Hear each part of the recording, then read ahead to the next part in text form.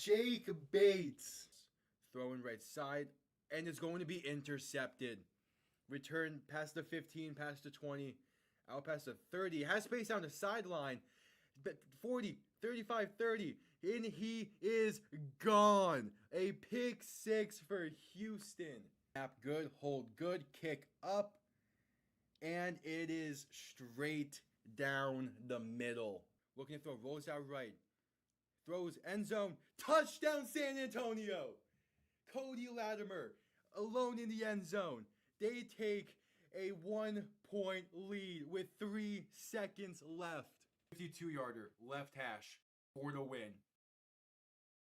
Snap good, hold good, kick up, and it's drilled. Miami escapes week 1 with the win. Jason Sanders is looking to throw. Pass right side, wide open. Touchdown Drake London. Touchdown Drake London. Atlanta has tied this game and are an extra point away from taking the lead. Needing the 12-yard line. Handoff, Robinson left side. And going to be stuffed. A loss of 4, maybe 5 on the play. And with 50 seconds to go, the Chiefs have the ball. And most likely that does it. Ball on the 17.5-yard line. Looking to throw. Stepping up, throwing for the end zone. And caught. Touchdown Green Bay. Dontavian Wicks. 56 seconds to play. The Packers are within 3. 6:17 to play in overtime. Tua shotgun, back to his left. 3 receivers to the right, bunched up. Tua to throw. Pass time. Plenty of time. Pass. End zone, left side. Jonnu Smith. Touchdown Miami.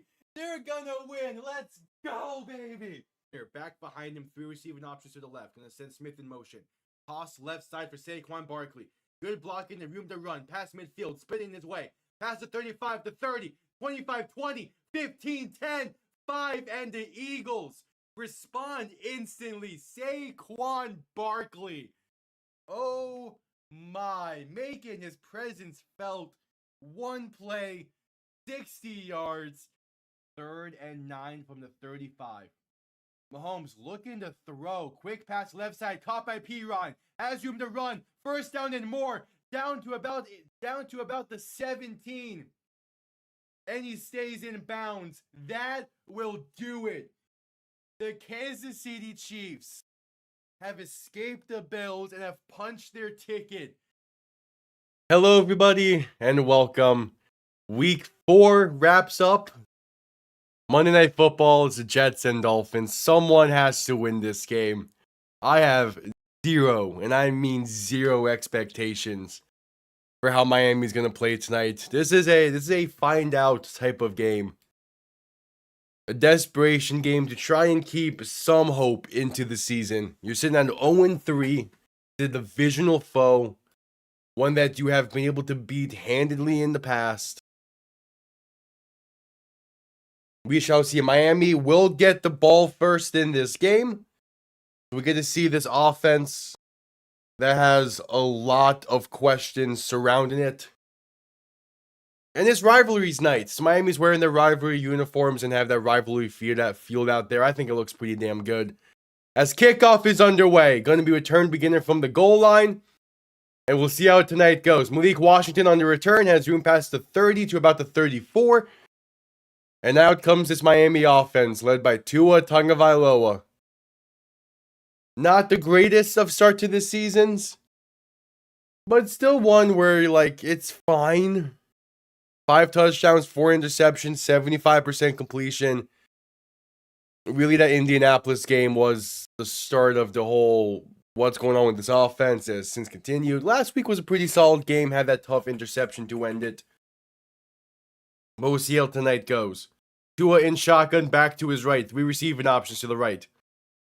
As Tua's going to hand this off to Devon Achane left side, and that's a gain of 2 or 3. Wait, did I see that correctly? Show the offensive line. Show the offensive line. Wait, it shows Frank Smith is the play caller. That's not accurate, ESPN. Frank Smith's not our play caller.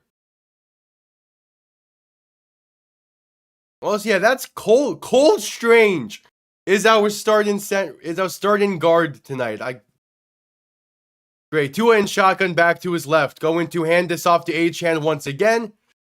Gets about a yard or two. Cole Strange is starting at guard. ESPN is claiming that Frank Smith is our play caller when that's just not accurate. That's off to a great start. Jeez. Yeah, we'll see how it goes. 3rd and 5. You're starting early. You're starting against the chains early. If Miami's the best team in the NFL on 3rd down, I find that so hard to believe.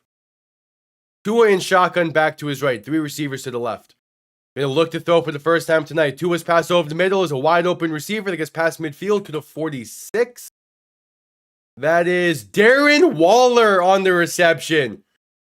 He makes his first catch as a Miami Dolphin. Okay. I swear, if Darren Waller was the missing piece of this offense, I need someone fired. If Darren Waller was the missing piece of this offense, why did we ever trade Jonnu Smith?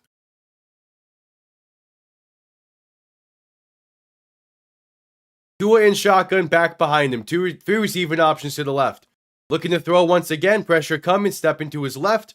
Pass over the middle is incomplete. Trying to go to Ollie Gordon. He gets blown up. If Darren Waller ends up being the missing piece.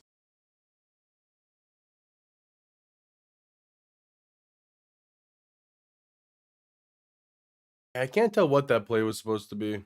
Either way, it did not get blocked well, and that's a tough pass for Tua to make there. Mainly because it was just not really accurate. Put it way too far outside. Tua in shotgun back behind him, going to hand this off up the middle. Gets past the 45 to the 44. So a gain of roughly 3. All right. Certainly a start.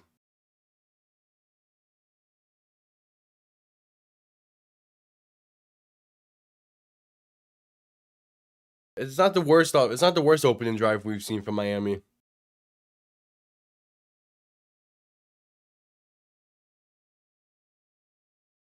Tua in shotgun back to his right. 3 receivers to the left. 3rd and 7. Tua looking to throw once again. Has some time, pass left side, caught by Tyreek. That's enough for a first down, a gain of 8. Yeah, I mean, technically it's the second primetime game. We played Thursday night last week, but yeah, it's a primetime game nonetheless. And again, I do like how the uniforms look out there. These rivalry uniforms, I like how they look. It is kind of weird seeing Miami with a non-white helmet. This is the first time in franchise history that's the case. Tua under center, back and fullback behind him. Going to pass this left side that's in between Ingold and Achane. I'm not sure what that play was supposed to be. 2nd and 10. That seemed more like a throwaway than anything for Tua there. Which, it's alright. Smart play, but kind of weird how we can't get a play to develop already. And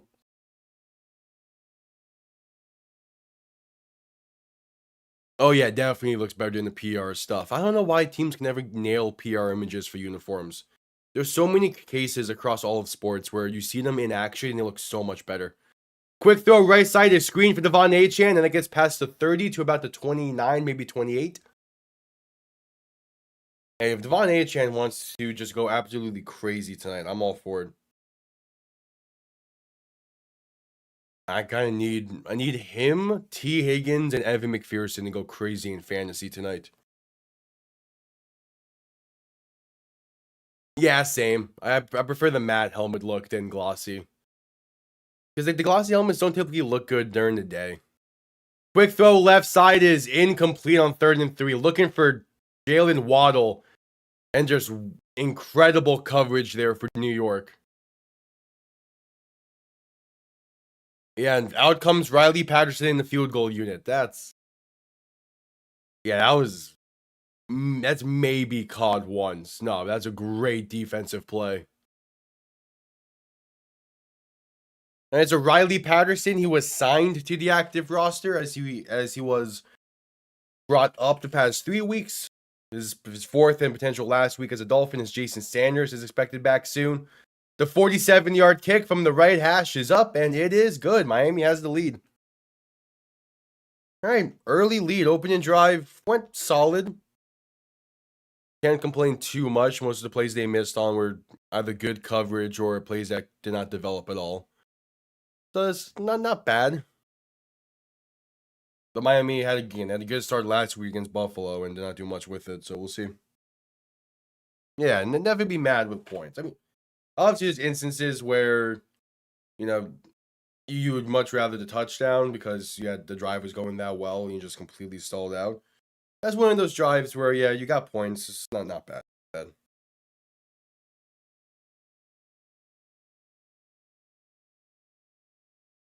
I'm really interested about this defense. Miami has a long history of struggling against mobile quarterbacks, and Justin Fields, although maybe not the most consistent passer, he does have some great mobility and athleticism to him. So that's going to be a good test for the defense, which has not been a good defense this season.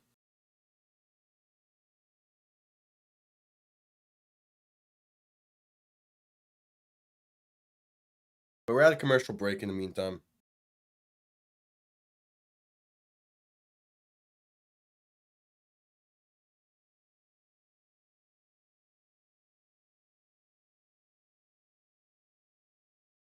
Yeah. Because, again, Justin Fields is a solid quarterback. He's not like elite or anything, but he played well for Pittsburgh last year. He played really well in week 1. Missed last week due to a concussion, but he's back and ready to go. Plus, Garrett Wilson is always one of those guys that any given Sunday and any given game can just have a monster performance.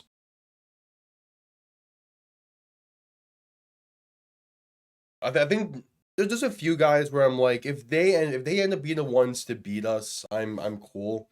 I don't want Mason Taylor to have a great game tonight. That would just hurt. Because I really want Miami to draft Mason Taylor.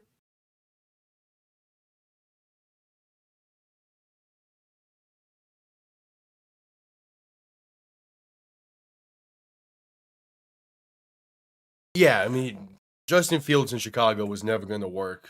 Chicago's history with quarterbacks is terrible. That's why Caleb Williams, he's doing fine for right now over there. It's going to be really interesting to see how he develops. All right, just getting back from commercial break. Riley Patterson sends this one away. And that will be returned from about the goal line. Up past the 25 and slip into the 27 before being tagged down. Also a penalty marker on this play. Would imagine it's holding against the Jets.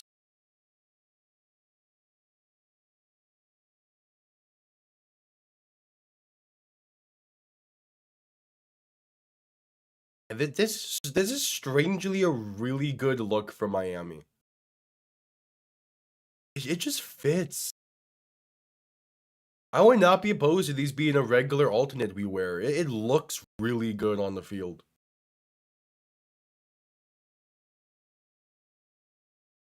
I never would have thought of the dark navy being a true secondary uniform option, but it works in this night game. Obviously, during the day it might look a little bit weirder, but at night it looks nice. Illegal block in the back against the Jets will be declined. This is also a low block against the Jets, which will be accepted half the distance to the goal and a first down.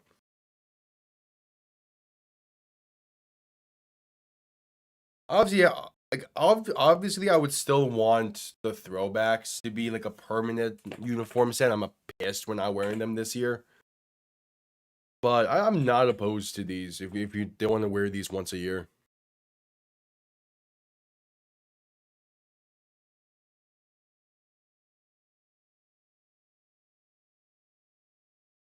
Oh, yeah, we're gonna be seeing the Rams ones Thursday night. I'm excited to see them in action. Fields under center, back behind him, going to hand this off up the middle, and there's some room for Brees Hall, a gain of 5 or 6. Oh, yeah, again, I'm excited to see those Rams ones on Thursday night. The main ones I definitely need to see in action is Seattle's. Those are the only ones that I'm second guessing on if they're good. All the other ones I'm like, these look solid even in the press stuff. All right, so 2nd and 4, Fields under center, back and fullback behind him. Gonna motion the fullback out wide to the left as the tight end. And another handoff up the middle. This is gonna be Brandon Allen, who's gonna find room and bulldoze his way for an extra few yards. That's a gain of roughly 10.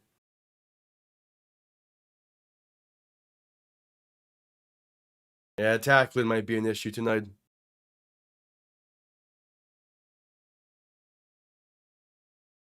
Fields in shotgun, back to his right, 2 receiving options to each side. Ball on the 29, looking to throw. Has some time, rolling to his right to buy more. Has room to take it himself, and he will. Gets out of bounds near the 35-36. So a gain of 6 or 7. And that's going to be the issue, having to contain Justin Fields.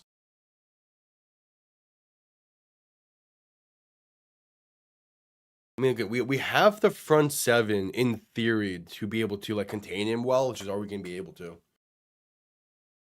Because I mean, this front 7 is still a talented front 7. They just haven't been able to do anything this year so far. Fields in shotgun, back to his right, 2 receivers to each side. The give to Brees Hall up the middle is going to get the first down, a gain of 5 up to the 40. Yeah, that's true. The whiteout being overdone, I agree. So many teams and schools use it. Yeah, the sound waves are interesting, and I get, and the whole Emerald almost appeal to it because Emerald City being the nickname for Seattle. I just need to see it in action because in those press photos, it looks too much like an Oregon uniform.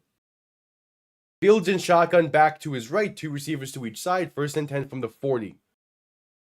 Going to look to throw once again, and a quick pass left side is caught by Brees Hall for a gain of 5. That's a hell of a catch from Brees Hall. That ball was high and behind him, and he goes up and grabs that. Looking like Justin Jefferson on that catch. Jeez. Yeah, that's a great catch from Brees Hall. Can't even be too mad about it. The battle of yep. One of these teams is going to be entering permanent tank offs the rest of the season. Fields under center, back and fullback behind him. A give up the middle for Braylon Allen, and there's room past midfield, past the 45 and down to the plus 40. It takes 3 Dolphins to bring him down. Jeez.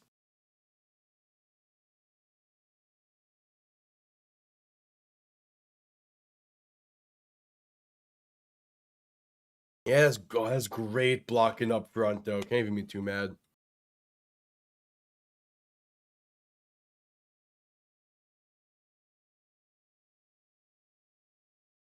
Fields under center, back behind him.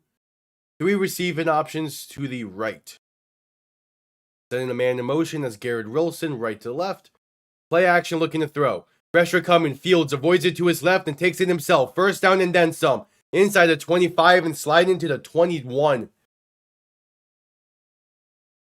Bots. I got.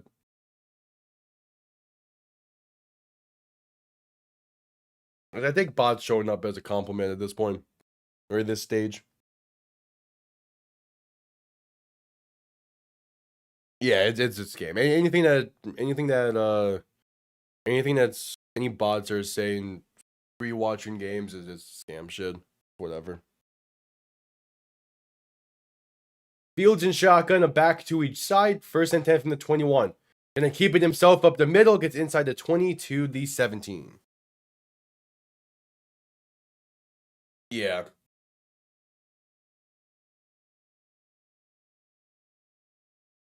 Promoting piracy sites is one of the dumbest things anyone can do. Especially if it's a good piracy site.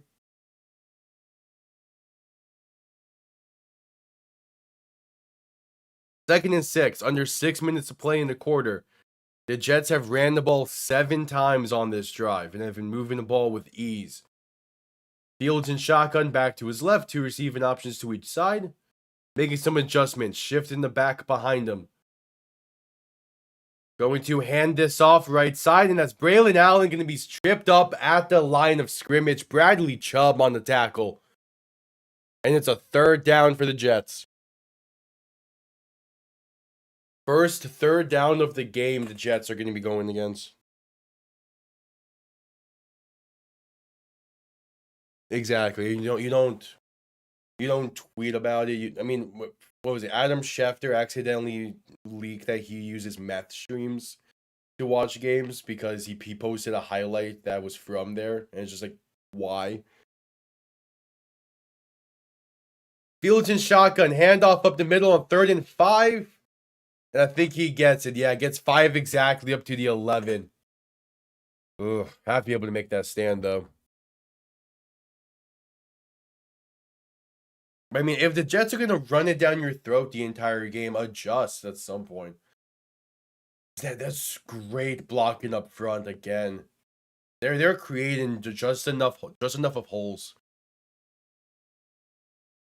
Yeah, Adam Schefter did that one. Adam Schefter has tweeted a lot of stuff accidentally. And I don't know how it happens. Fields under center, back behind him. 2 receiving options to each side. Ball now on the 11, and the play clock is going to expire. And it's a delay of game. So yeah, delay of game for the Jets. I don't know how that happens.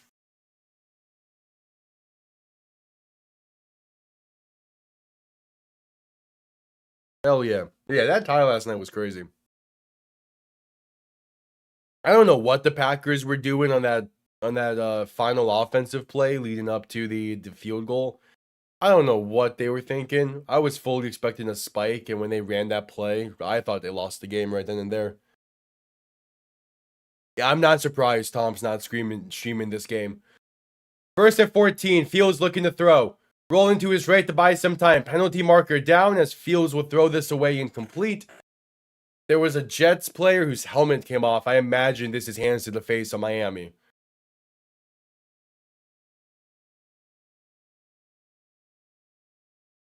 Yeah. Yep, hands to the face of Miami's a penalty. Bruh.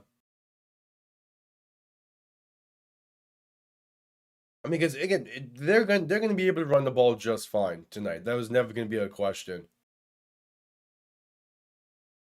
Because with the amount of good running backs and Justin Fields that they have, like, yeah, they're gonna be able to run the ball. I think the Packers O-line played fine last night. It was just a defense that was non-existent.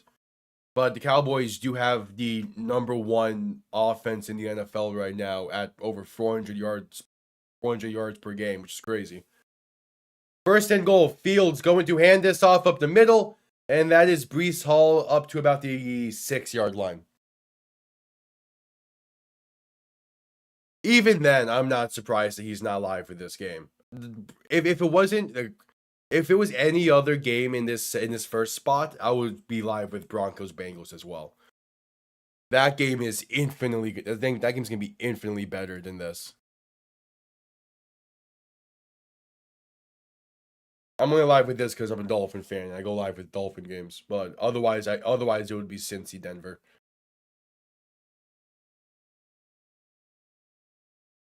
Fields in shotgun, gonna hand this off up the middle for Braylon Allen, and ball comes loose.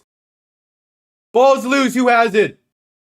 They're saying it's Dolphins ball. After a month of play, the Dolphins have a turnover.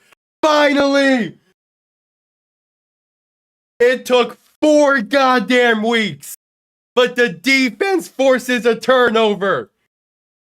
Jeez!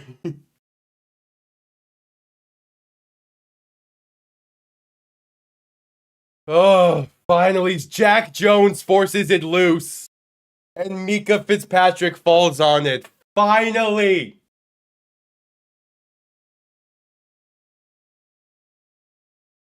Yeah, I'm not surprised it's a GPS coach stream tonight. Because again, Denver, since he's going to be good. Hopefully not tonight. It's not Tua's job. Hopefully the defense can force some.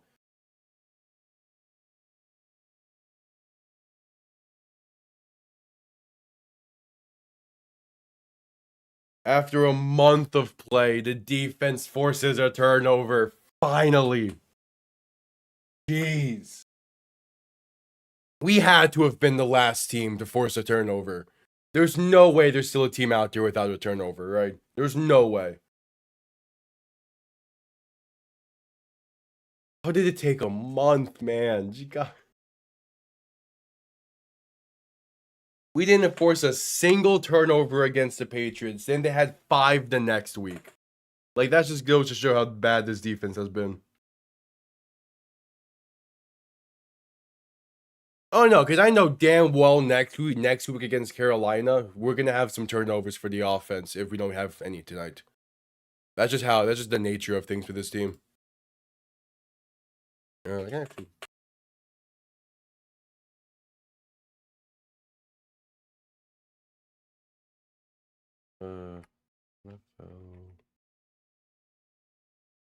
it's good to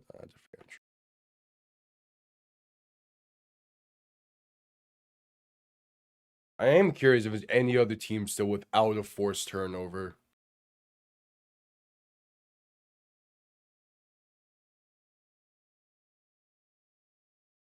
Here we go.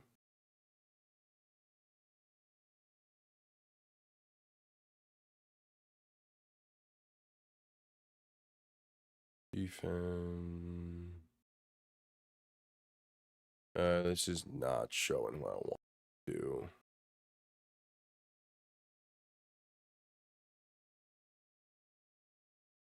Just coming back from commercial break. Here we go.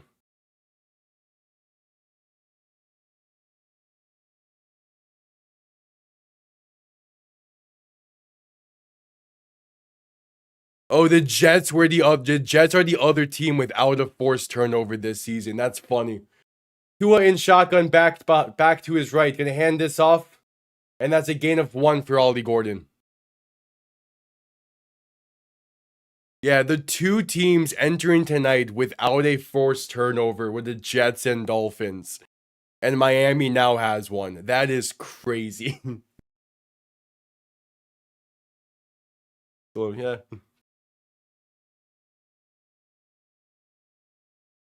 Oh, I'm loving how the New Jerseys look. Like, I would not be surprised. I would not be opposed of these becoming a consistent alternate for us.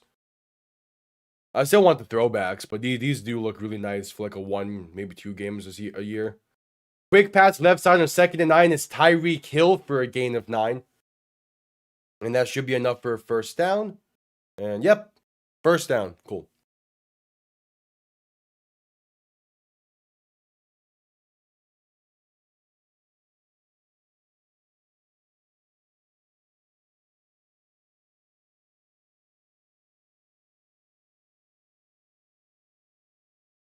So 1st and 10.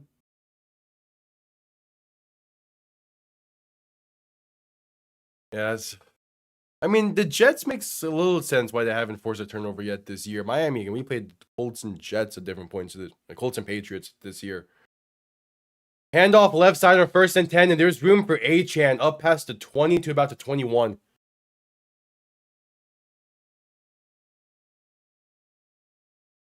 Yeah, I'm excited to see your redesigns as well. Like, I'm just like genuinely shocked of how much I'm liking these uniforms. It's taking a little bit more to get used to the darker helmet, but at the same time, like it's nice.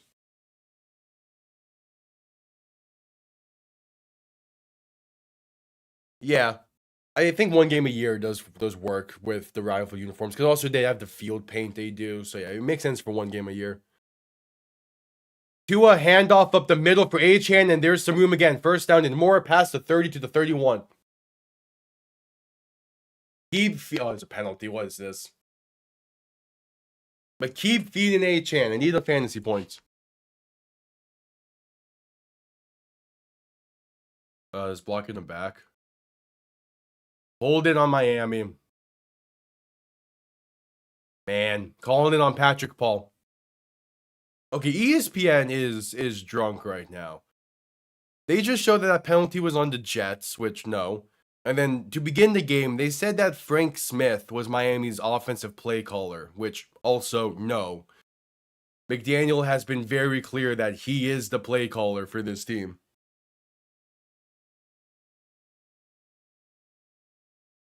Yeah, I probably want to change the number outline.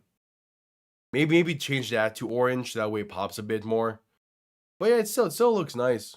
Because you have the orange nameplate. It's kind of weird that the numbers aren't orange as well.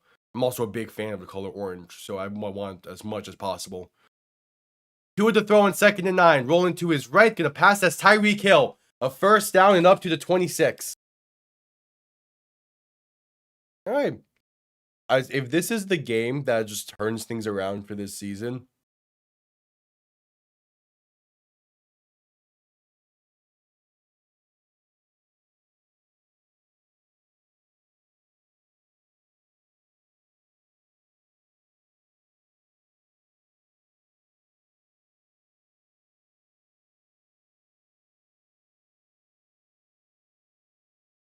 all right.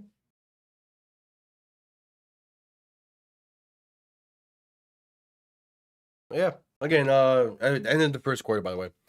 But yeah, again, shoot that comment tomorrow in the post game, and I'll give you a spot to send it.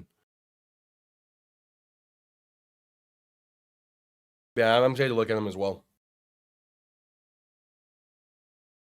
Because again, like Miami's brand has been kind of like it's been consistent over the years. And for the most part, it's been really nice. But I do kind of want to shake up at some point to kind of like really push the boundary of it. Well, they did the Color Rush games back in 2016 and 17. That for the Thursday night stuff. That's what Thursday night was, Color Rush night. And for some teams it worked. For others not so much. Like I talk about how like Miami's Color Rush uniforms were ugly because it was a very light highlighter orange. It did not look good. I think the more egregious one, even though like they looked good, whenever the Bills and Jets played on Color Rush night, that was a terrible uniform matchup. I think if you're gonna make Thursday night football a specific theme, it has to be throwbacks. Like have every team wear throwbacks when they play Thursday night. I think you have to do that. Yeah, it was a colorblind bowl, and I was not a fan. As someone who is lightly red green colorblind, like I was able to differentiate, but it was not fun. Because if anything for me, what was more tough was just seeing the Jets because it was that green on the turf.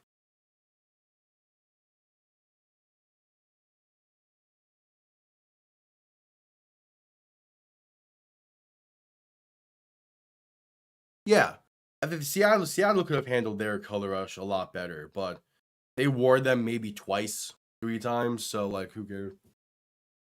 That's the other thing. If you're gonna make Thursday night have a special theme, every team needs to play Thursday night football in a season, which is tough to do. But that way, like every team's fan base can be a part of it. Which is why like it might be easier to just have 1 week of play be a throwback week or be a rivalry week or something like that. And you have that be like in the first month, you have it be week 18, or maybe not that, maybe week 17.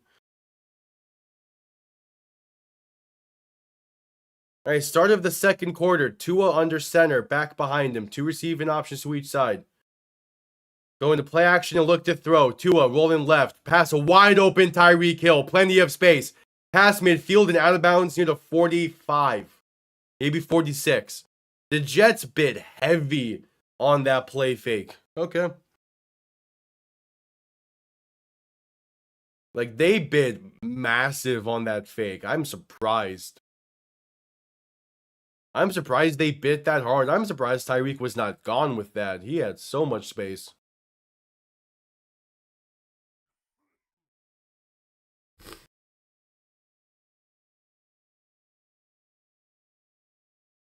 All right, so Tua in shotgun, back behind him. And he bobbles the snap. Ollie Gordon falls on it. Oh, that was... Oh, that's fantastic. Lucky there, but man, you have to be able to handle that snap. It's not the greatest, but you have to be able to handle that. Like you have handled that snap in the past. You need to be able to.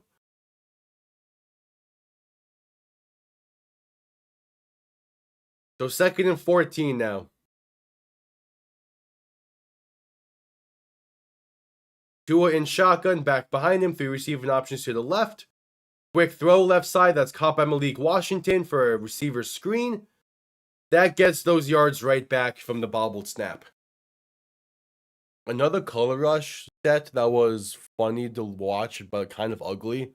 Whenever Jacksonville and Tennessee played each other, that awful, like, dirty gold of Jacksonville and the light-ass blue of Tennessee. Like, that was a nightmare jersey matchup as well. All right, 3rd and 10. Tua alone in shotgun. 3 receivers to the left, 2 to the right. Ball in the 46. Looking to throw once again. Has some time. Pass right side. It's Waddle. Inside the 25 to the 24. The slot fade to Jalen Waddle is money. And the Dolphins convert another 3rd down. Damn. Okay.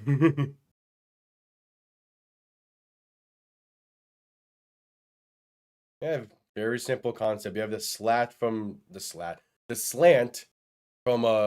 Ikine on the outside, and Waddle does that slot fade. It works.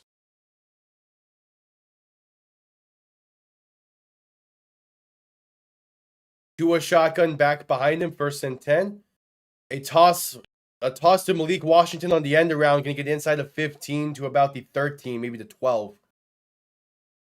And that play works as well. They fake the inside zone, but the behind the back toss to Malik Washington. It works.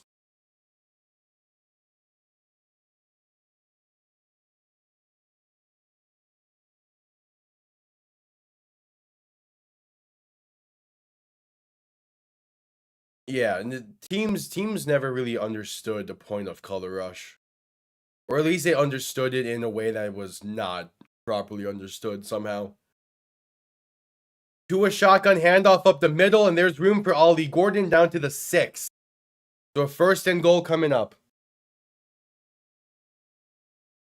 Well, I think if Jacksonville were to do color rush again, they would choose the teal. And I think that would look really nice.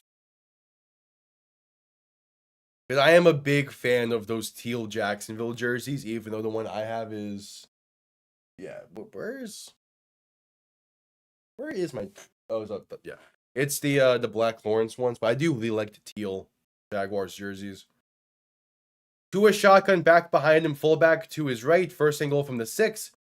Handoff up the middle, and that's blown up for... He fought his way back to the line of scrimmage. Good on Ollie Gordon.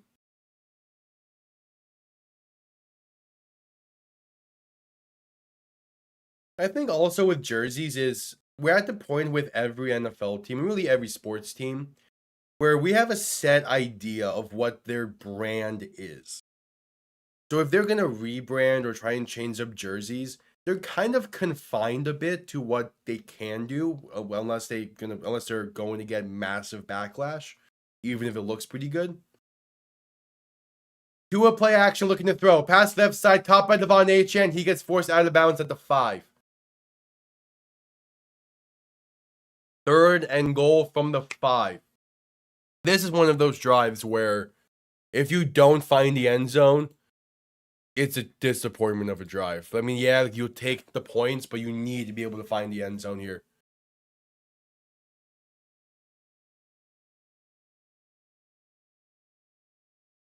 Third and goal.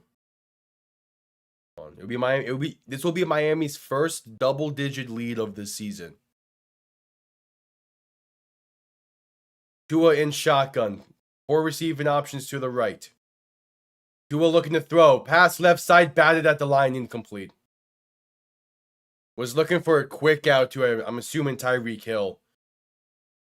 And he's just batted away at the line. No, it's towards Waddle. Okay. It was open as well. But Waddle also... It was open, but Waddle ran that a yard shy of the end zone. Whatever. So 4th and goal from the 5. Offense staying on the field. Tua in shotgun back to his left. 3 receivers to the right. Looking to throw once again. Pass back of the end zone. Did he get his feet in? He did. It's Darren Waller. In his first game as a Dolphin. The Dolphins make it a 9-point game. Wow, Darren Waller might be the difference maker for this offense. That's a beautiful pass from Tua. Just did he get both feet? There's 1. There's 2. Darren motherfucking Waller. How? How is he the difference maker?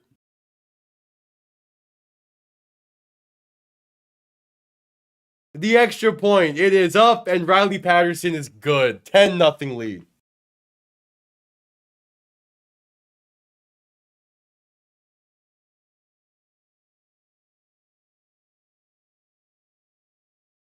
Oh, that's cool for the Niners stuff.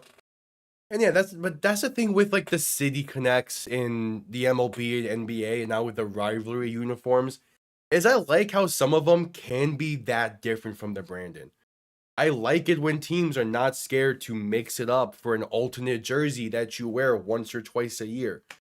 Now, for like a main jersey option, yeah, you're going to probably want to keep it more closer on brand to what people are used to. But at the same time, for an alternate, go crazy. That's why like Miami having the darker helmet, it's taken a minute for me to get used to, but I still like it. The old man still got it. I'm gonna be... If Miami pulls off this game and holds on to the lead, to the game, and Darren Waller continues to have a good game, I'm going to be so interested to listen to the Joe Rose show tomorrow and hear what they have to say. Because, man, during the offseason especially, everyone was talking about, like, the fear of Waller not playing. And you know, like, how much of an impact is he really going to have? Through 2 drives, he is the difference maker, which also makes sense. Because Miami used so much tight end last year with Jonnu Smith. It makes sense that if you have an athletic tight end, you're going to have success in this offense. Because that is your big body pass catcher. Which is why it's even more mind-boggling why we traded Jonnu Smith, 1, and 2, did not draft Taylor Warren.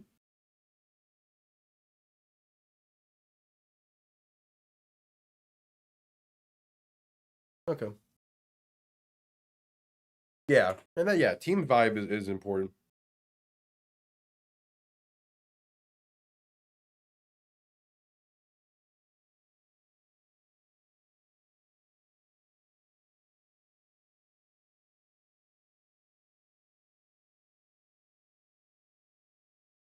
I cannot believe, though, that Darren Waller has been the missing piece. Darren Waller. It does not make sense.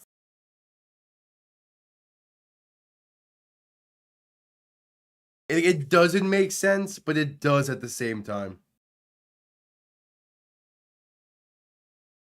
Oh, that's cool.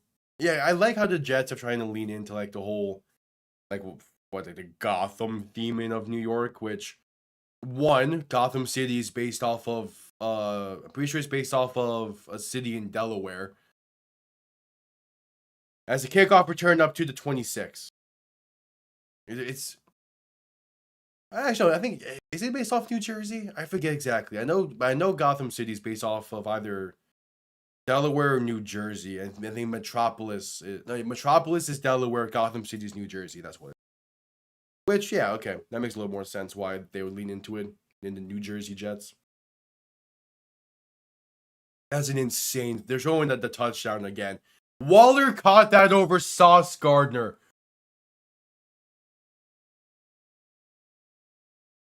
As there is the Jet players slow to get up after the kickoff. We're gonna do a commercial break. Darren Waller caught that over Sauce Gardner.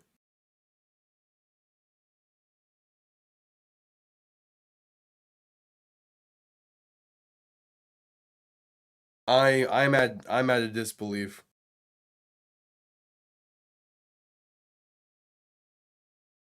Bro, Darren Waller's the difference maker in this offense. Are you kidding me?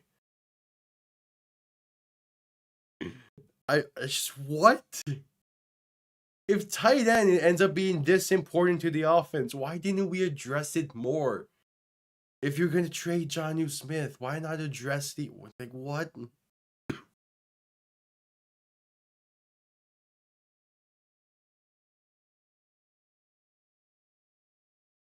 I don't know.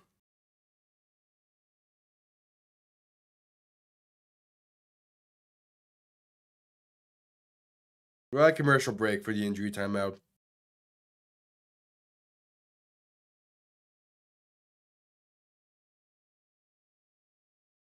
I'm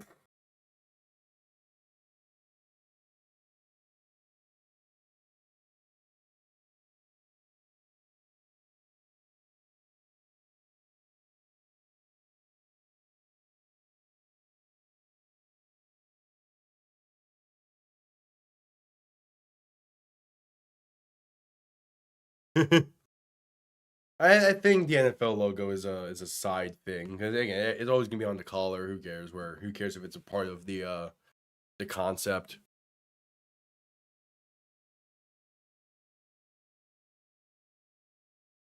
There's a I have all my jerseys with the nameplates facing them, so I can't even look at the. Yeah, that one has the NFL logo on the collar. Yeah, I think pretty sure all the others do as well. Yeah, that's fine. Oh, that was Braylon Allen slow to get up. Hey, hopefully he's okay. He's a big part for this Jets offense. Wait, is Miami challenging something here?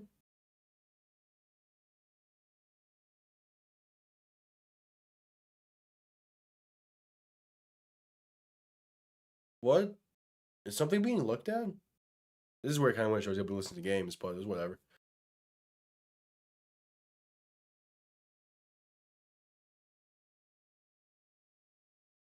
No, does the ball pop loose? Oh, is that a fumble?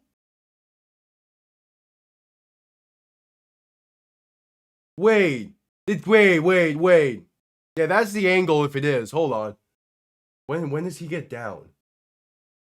It would be his shoulders or his elbows that I would have to touch. Did Cage? Okay, it stands. Okay, I was gonna say, there's no way. That okay? Now the question is, was that a challenge?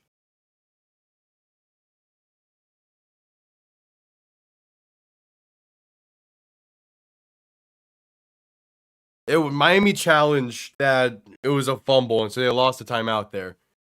I think McDaniel has one successful challenge in his 4 years as a coach, which is crazy.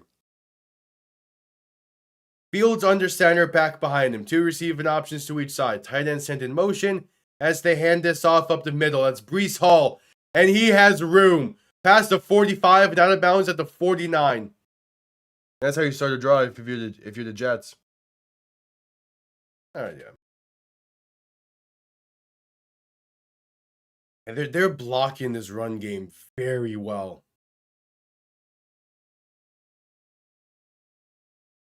Like they're doing an A+ job in the run blocking right now. Fields under center, back behind him. 3 receivers to the right. Then one of them in motion as they toss this right side for Breece Hall. He's going to get about 3, maybe 4 past midfield nonetheless.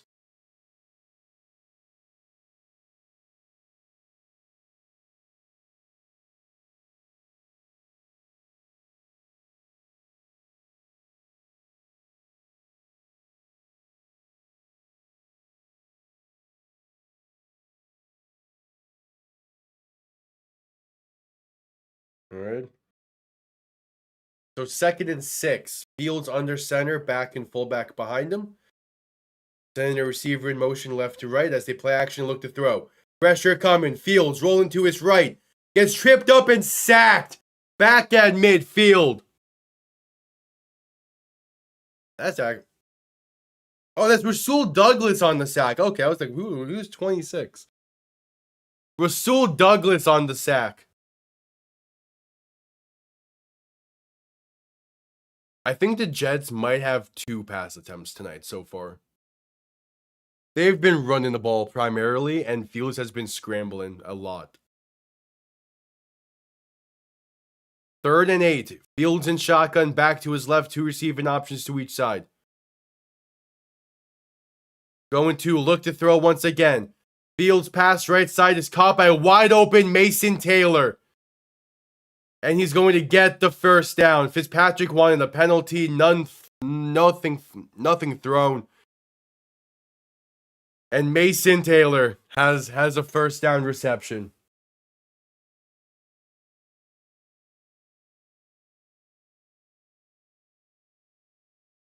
The son of Dolphins legend Jason Taylor. Man, it hurts seeing him in a Jets uniform so bad.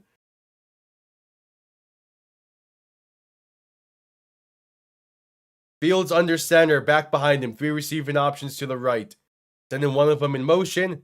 Gonna play action and look to throw. Penalty marker down. Fields rolling right and just gonna throw this one away incomplete. Seems to be 2 penalties on this one. One might be an illegal shift on the Jets or illegal formation. The other might be holding if there is actually 2. Yeah, we have illegal shift on the Jets. And that's the only one. Illegal shift. Okay.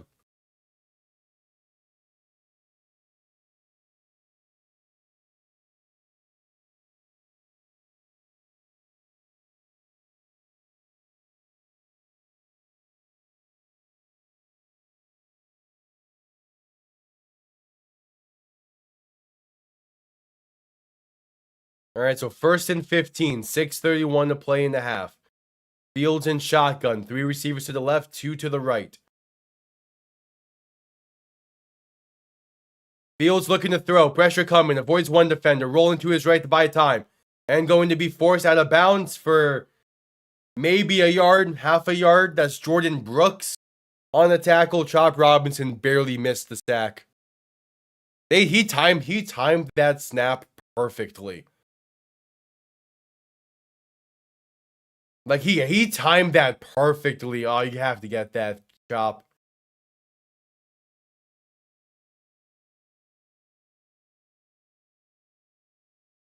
And 2nd and 13. They gave him 2 on that play. All right. Fields in shotgun, and there's movement up front before the snap. I think this would be on Zeeler. But the refs will discuss. I'm not sure if there was movement from the guard.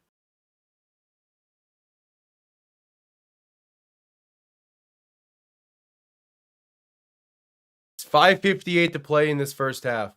And yeah, it's in neutral zone infraction on Miami. So a 2nd and 8 coming up. All right, so at this point, I want to see how many pass attempts. They have 3 pass plays. The Jets have a total of 3 pass plays right now. They have 2 pass attempts and 3 pass plays. Crazy. Fields in shotgun, back to his left. 2 receiving options to each side. A 2nd and 8. They're going to hand this off, and there's movement up front before the snap. This game's ugly, and no one's surprised. False start on the Jets. So 2nd and 13 coming up. Calling in on Mason Taylor.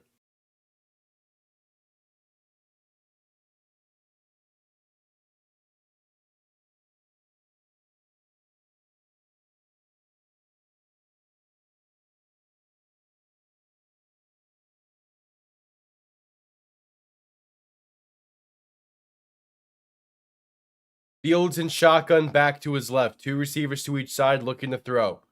Has time, pass right side, caught by Garrett Wilson. And he's going to stay in bounds and finally be forced out of bounds, but not before a gain of like 7.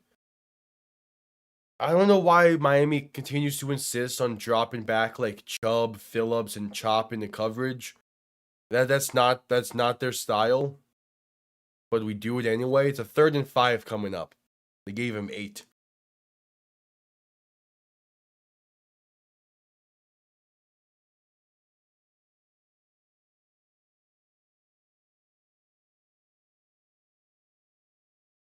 So Fields in shotgun back to his left. 3 receivers to the left as well. There's Garrett Wilson sent in motion. As Fields will look to throw once again. Penalty marker down. Fields with time. Pass left side is incomplete. Looking for Breece Hall out the backfield, but ball was placed too far towards the sideline. What is the flag? Aaron Glenn's not happy on the sideline.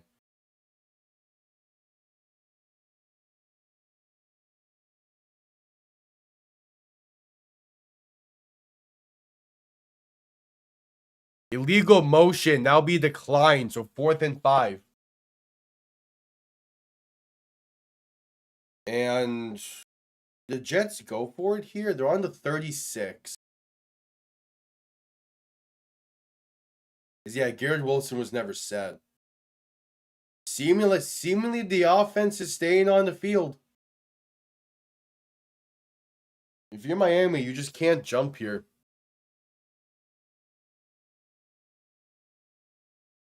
Fields in shotgun back to his right. 3 receivers to the left. Just simply do not jump. All right, they're going for it. Fields to throw. Pressure coming and sack. Ball comes loose. It's picked up by Miami and returned to the 43 in 2 drives. Miami has 2 turnovers. It's Tyrell Dodson. And Jalen Phillips recovers it. In the span of 2 drives, Miami has done something they couldn't do in 3 games twice. Tyrell Dodson forces it loose. And with 4:16 to play, we're going to a commercial break.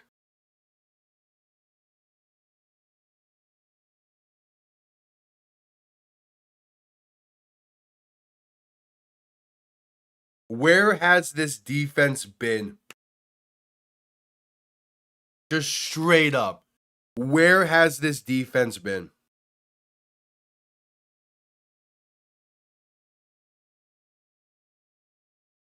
They should have heard all this talk after week 1 when they got their asses kicked by the Colts. Like, where has this defense been? This should have shown up against the Patriots. This should have shown up against the Colts as well, but whatever.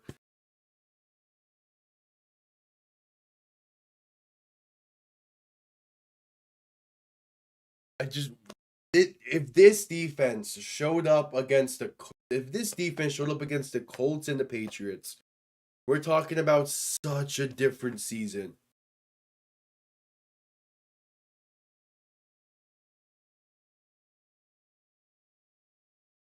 Like, such a different season we're talking about.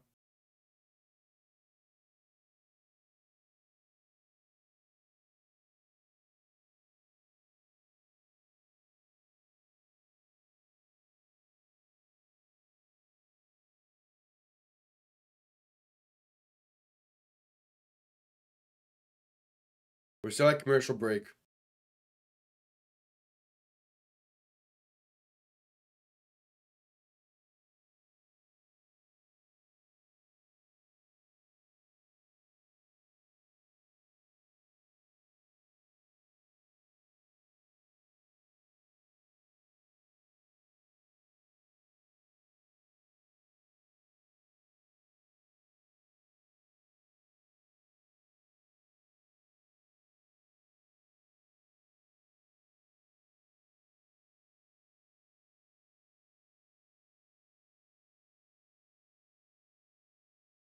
All right, just coming back from commercial break.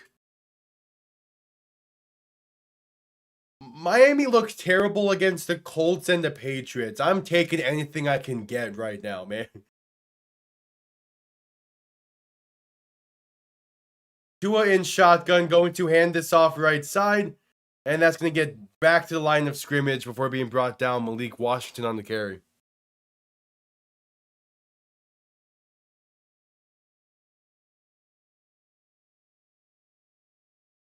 Like I'm just trying to finally get good Dolphins football again.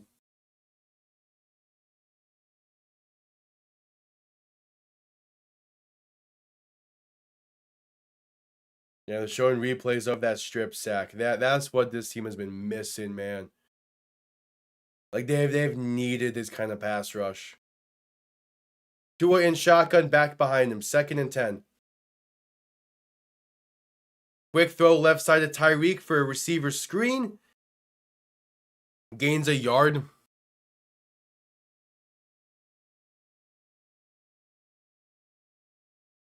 Braylon Allen has been ruled out with a knee injury. That's a tough blow to the Jets offense.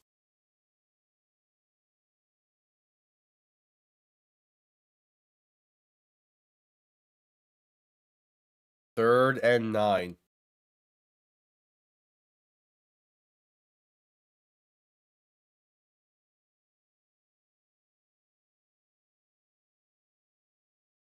Tua in shotgun, back to his left. 3 receivers to the right, looking to throw. Has some time. Pass over the middle is caught by Tyreek. Gonna get the first down. Running backwards. Get the first. There we go. Inside the 30 to about the 27. He ran backwards about twice there. Nearly did not get the first down, but managed to anyway.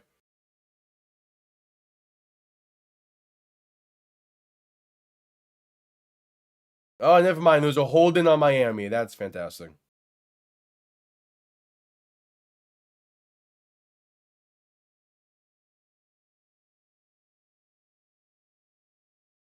And there was also a Jets throw to get up afterwards. So with 2:38 to play in the first half, we're heading to a commercial break for an injury timeout. Hoping the best there. Couldn't quite get a jersey number to see who it was exactly.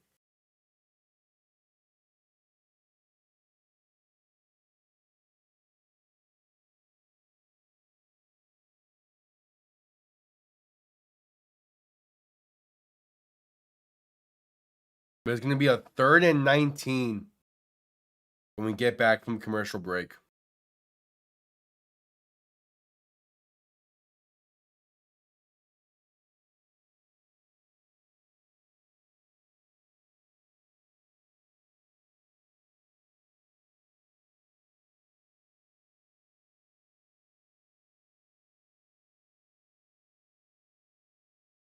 All right.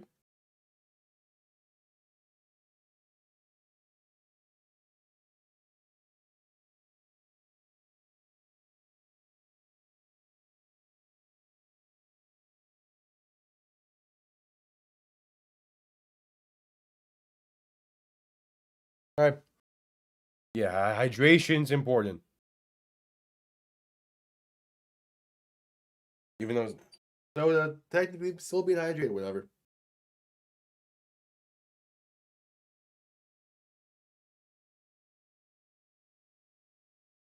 Yeah, the Panthers are also playing a preseason game tonight against Carolina, and that's going pretty well.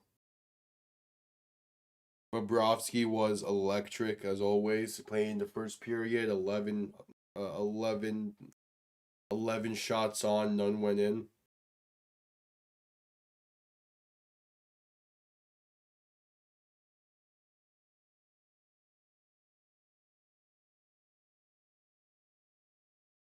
Damn, the Hurricanes are playing Freddie Anderson a lot, huh?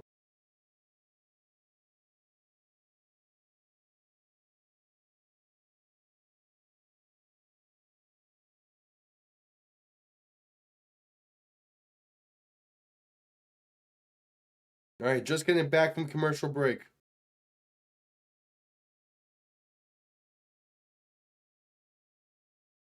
Oh, that's Michael Carter, who's heading to the locker room now as well. That's a tough blow for the Jets defense. Yeah, some friendly fire there.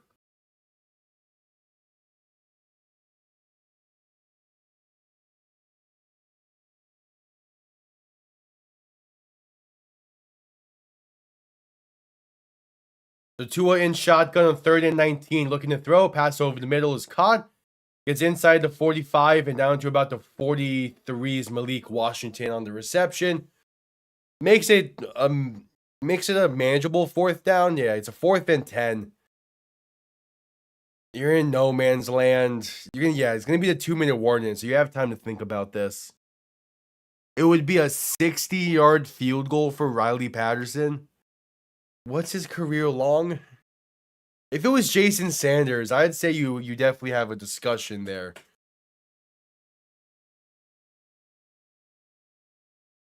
What's your career long?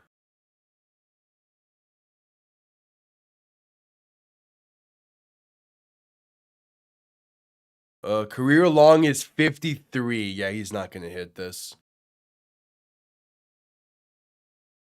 So you're thinking about then get him to jump off sides to make this a 55-yarder, which is more manageable, or you're going for it from 4th and 10. Well, there's a few kickers out there where you can be pretty confident in saying, we sent him out from 60, he's at least going to get it out the end zone. Like there's like 3 or 4 teams where they're sending out the field goal unit here. Philly's one of them, Detroit's one of them, Jacksonville's one of them. Maybe Green Bay, Denver maybe as well. Oh, even if you're Miami, Jason Sanders has a long of 57. If it was him kicking today, you probably send him out.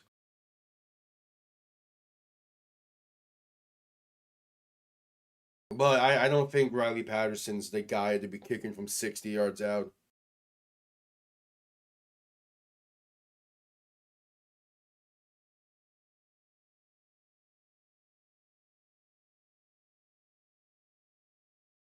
We'll see. We're at the 2-minute warning commercial break.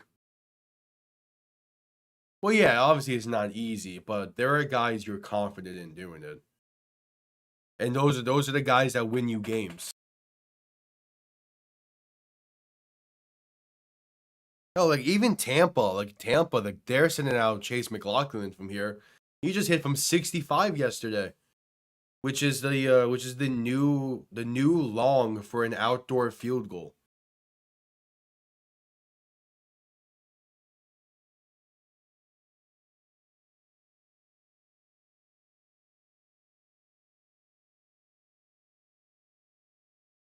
All right, just coming back from commercial break.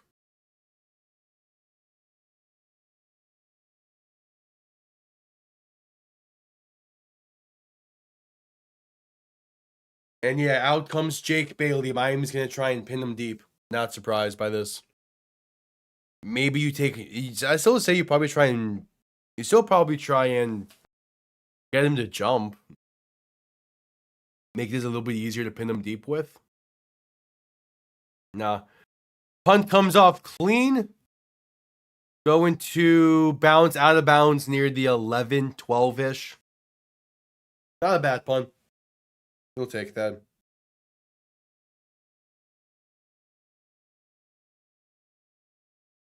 Yeah, a lot of Jets miscues so far. Miami has that 10-point lead.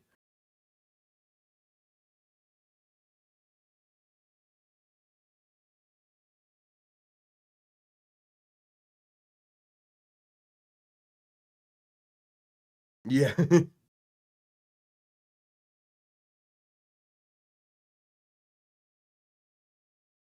Again, having a really good kicker is such a massive thing. It's crazy.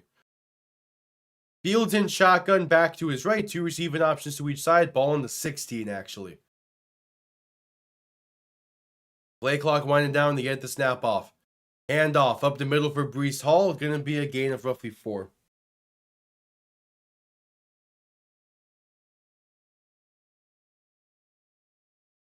Well, I mean, even if this game is entertaining, it's still borderline worthless.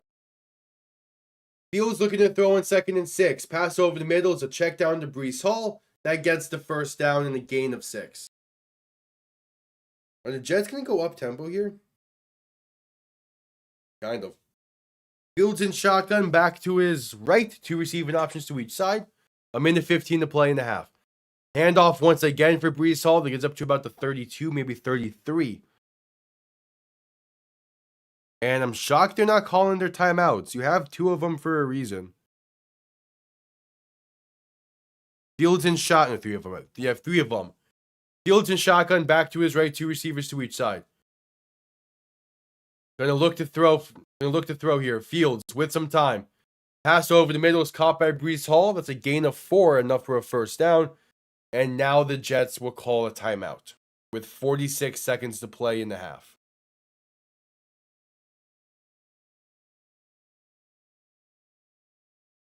Yeah. Bread is great. I need to watch that, but at the same time, I'm kind of used to these new kickoffs because the UFL has been doing them for a hot minute. But yeah, like it's definitely like there's more strategy involved with kicking now, and with kicking and field position and all that. Because I know there were some discussions online about like passing yards are down from what we're used to, and part of it is just drives are starting from the 35, 40-yard line. There's not that much room. There's not that much space to have to go.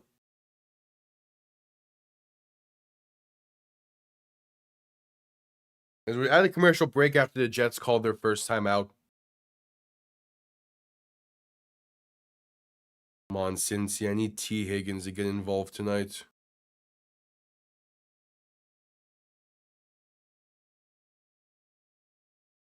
And then I need y'all to put up like 50.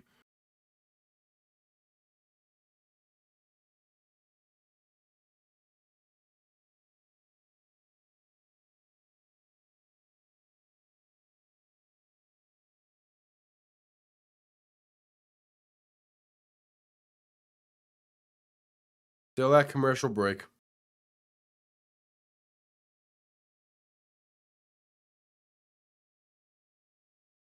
Yeah, that too. And that also plays in the fact that teams now are able to bring their own kicker balls, basically. So it's like now during the week you're able to prep the kicker balls and then bring them with you. Before those had to be last minute stuff on game day. So that's also why we're seeing kickers kick further and balls go in a certain way.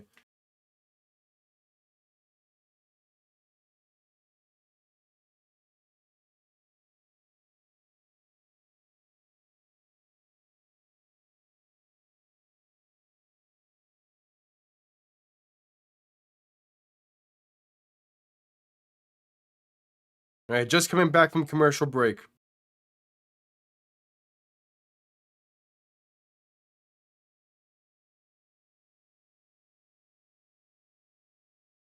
.46 seconds remain in the half. Fields and shotgun back to his right, 3 receivers to the left. Ball on the 36, 37-yard line. And there's a penalty marker before the snap. Going to be a false start on the Jets.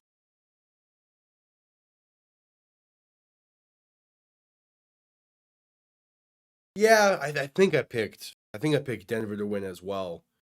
But I'm also down by like 30 in fantasy, and I'm going against Broncos defense. And I have T. Higgins and Evan McPherson playing, so I kind of need Cincy to go off tonight. Fields alone in shotgun, 3 receivers to the left, 2 options to the right. First and 15 after the false start. Fields looking to throw. Has time. Pass over the middle is caught and brought down at the 39. That's Allen Lazard on the reception. I'm kind of shocked he's still a Jet, but okay. Fields in shotgun back to his right. 2 receivers to each side. Under 30 seconds to play. Fields looking to throw. Pressure coming. Pass over the middle is short-armed and incomplete. Intended for Mason Taylor. And it's a 3rd and 7 coming up.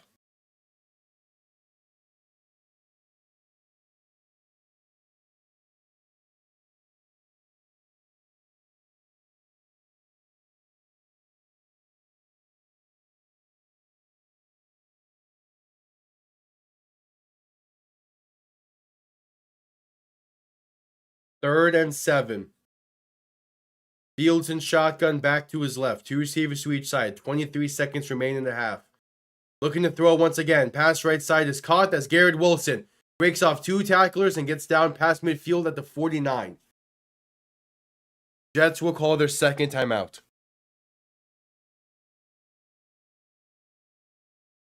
Yeah, I'm also going against Garrett Wilson.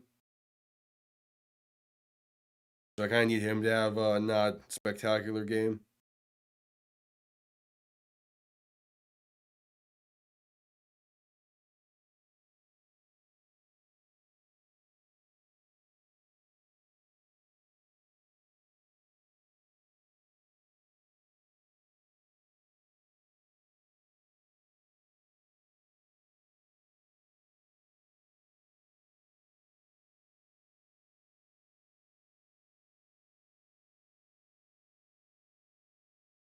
We're still getting a United Airlines play in like box commercial as the Jets line up. That's crazy. Fields in shotgun back to his right. 3 receivers to the left. 1st and 10 from the plus 49. Fields looking to throw once again. Has time. Pass over the middle is caught. That's going to break off 1 tackle and get out of bounds at the 45. 10 seconds remain in the half. Jets are not quite in field goal range, but they are close. That's Isaiah Davis on the reception.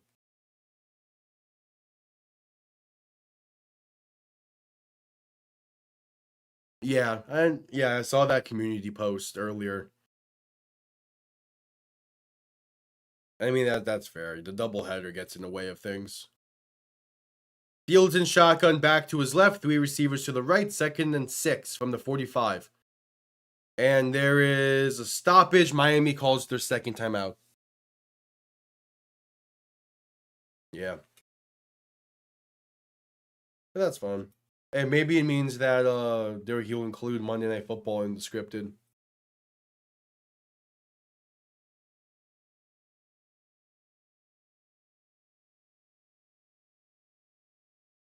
All right, 2nd and 6.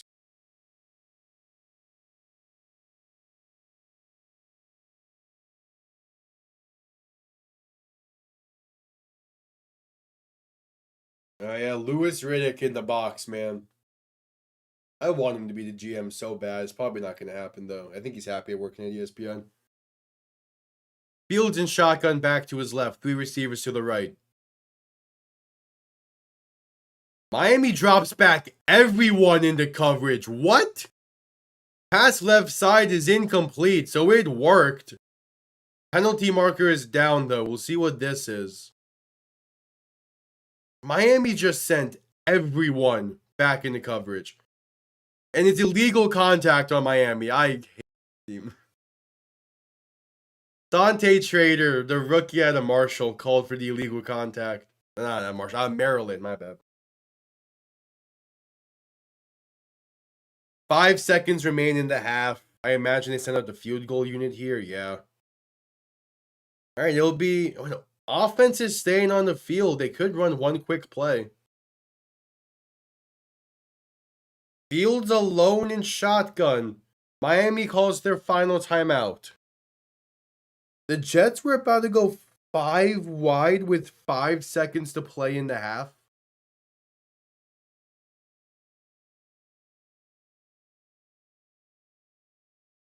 Okay.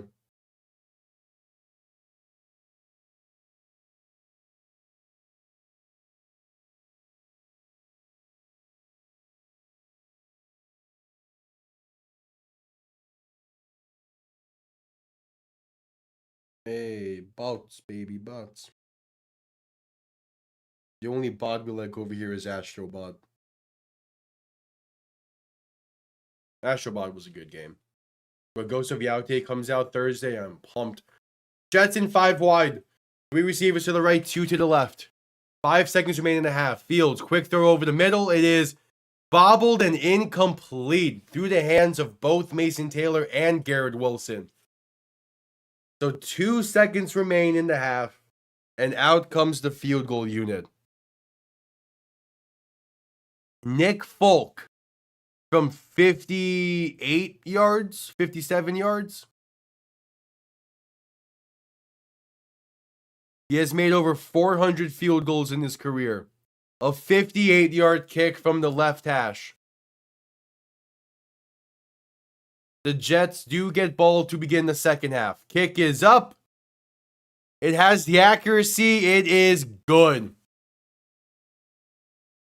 The Jets only down by 3 entering the half. They get ball to begin the second half. And we'll see how the second half plays out. This has been a much more interesting game than I thought it was going to be so far. Like we actually got a pretty solid game on our hands.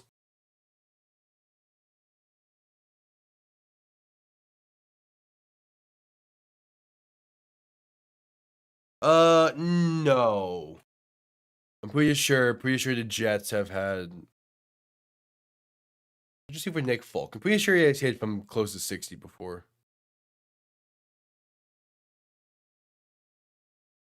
Damn, that is a career long for Nick Folk. What? Why did the broadcast not bring that? Okay. Then Nick Folk hits a career long kick before the half at 58 yards. I don't think that's the longest in Jets history, though.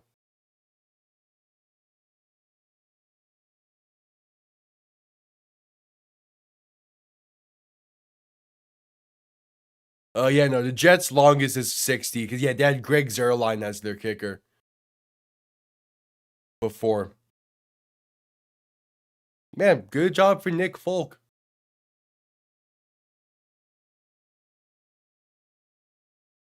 And Nick Folk is someone that you don't realize has played since 2007. But he has been a reliable kicker for a long time.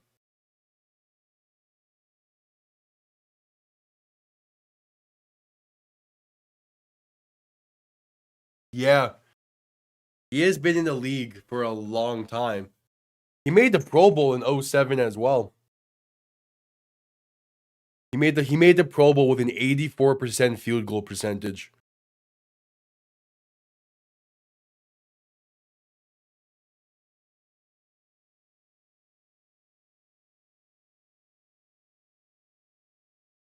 It is so funny to see like late 2000s, early 2010s kickoff numbers and the amount of touchbacks then. And then you just have like the last 2-3 years where they're consistent like 30.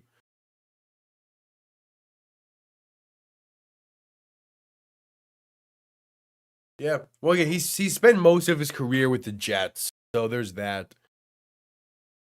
Yeah, he spent 7 seasons with the Jets in the 2010s. Missed the 2018 season due to injury, it seems. Was with New England for a while. He's floated around the AFC mainly.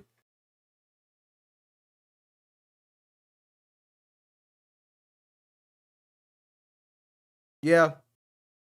But especially now for me, like I played football in high school and wanted to play football for a career. Didn't work out, hence I'm here. But so many people right now that have just gotten drafted or gonna be getting drafted soon or in college right now that I played against in like different football camps and whatnot. Like Mason Taylor, I played against him at a Dolphins camp. Like how many, like 10 years ago now? Uh Chad Pennington, the quarterback over at Marshall. I played against him 15 years ago at this point. Maybe a little less. Yeah, so it's funny to see, kind of like it's funny to see all that. Yeah. Another one of someone I played with at one of those Dolphins camp stuff. He's a receiver over at Virginia now. I have a friend who was my center when I played in high school. He's a walk-on here at UCF for the football team. That's cool. Yeah, it's just interesting to see like how everyone has panned out. I doubt people would. I doubt, like, especially like Mason Taylor and that. I doubt they. I'm sure. In my I'm confident that if I went up to that center who's here at UCF and then was like, "Yo, what's up?" he would remember me because that was high school. But like, the others, I doubt.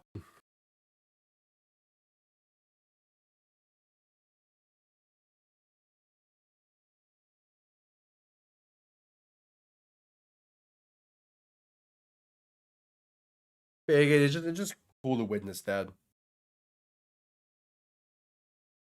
8.5 minutes in halftime.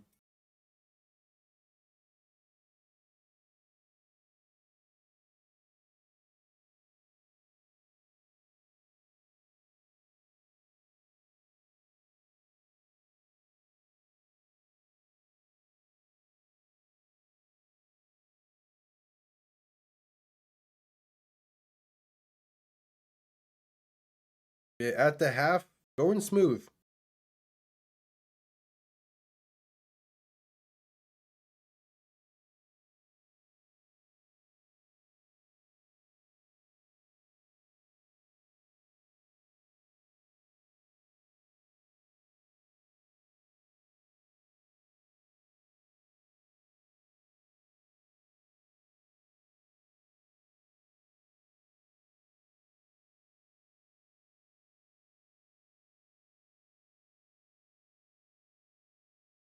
We will see.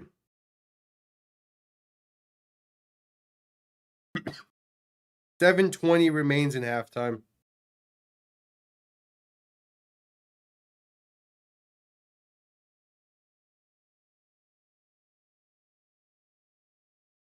Where again, Darren Waller being so far the difference maker is crazy.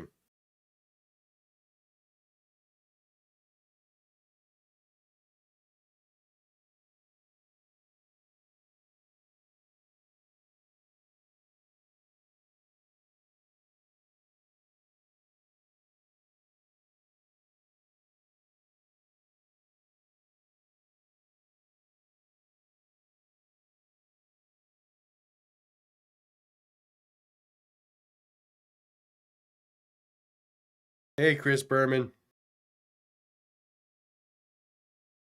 I see what's going on with this Bengals Broncos game real quick. All right. Damn, T. Higgins has 4 targets but only 2 catches. Come on. It's 3-0 Cincy right now. It's going. There's 4:30 left in the first quarter. It's something.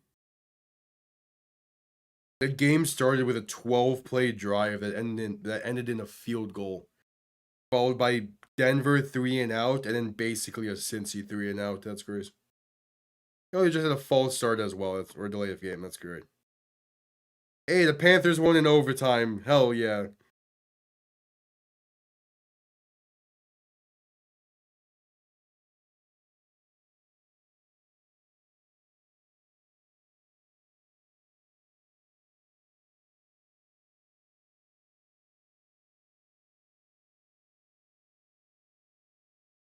Oh, I got a text. I got sent this to my friend who's a Carolina Hurricanes fan.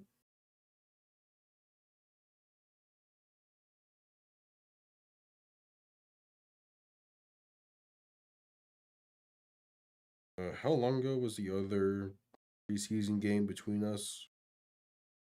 There we go.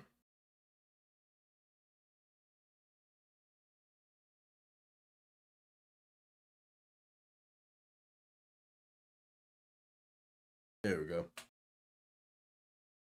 Hell yeah. No, not Carolina Panthers. These Panthers. Even though that Shaq should be facing the other way. Hold on. I was in a bit of a rush. I was working on power rankings to get the background set up. So there we go. Now that's set up properly.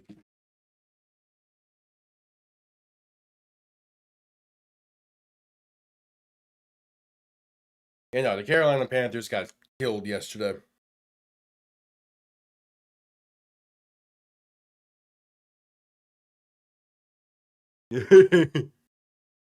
If Carolina came back in that game yesterday, that would have been funny as hell, but yeah, no.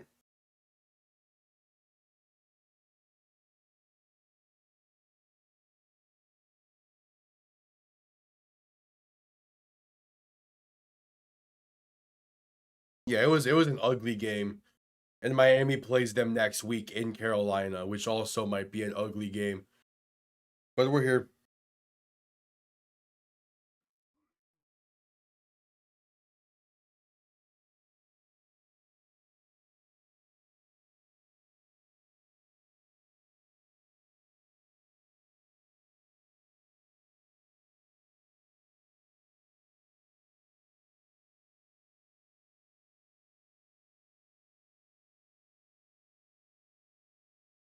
Yeah, we've had crazier comebacks. We've had crazier comebacks in the NFL, so I wouldn't put it past them.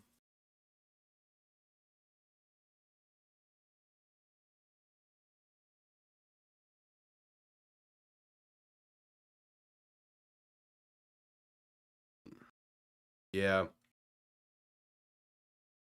but that was an insane game.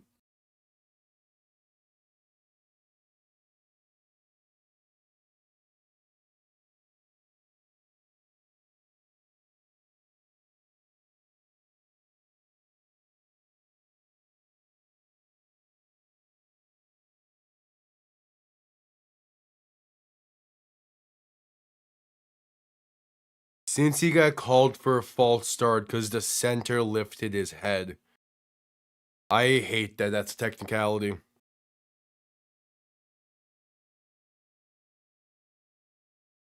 I hate that that's a technicality so much.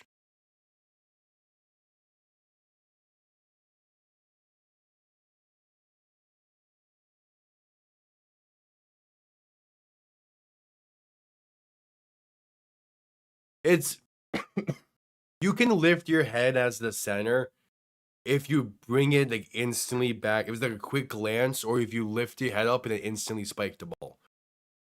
But if you lift your head up, the defense jumps because of it, and you don't do anything in relation to it, you get called for the false start. It's dumb. It's the same thing with like what happened last night for the Packers. The center moved the ball to set it up to where he can spike it better, and it was called a false start.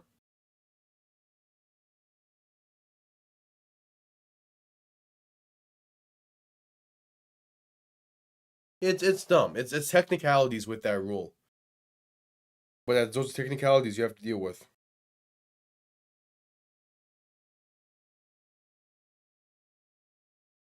Hey, more bots.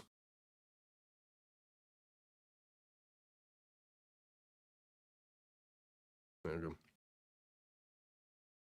Again, the only bot we like around here is Astrobot. That was a damn good game.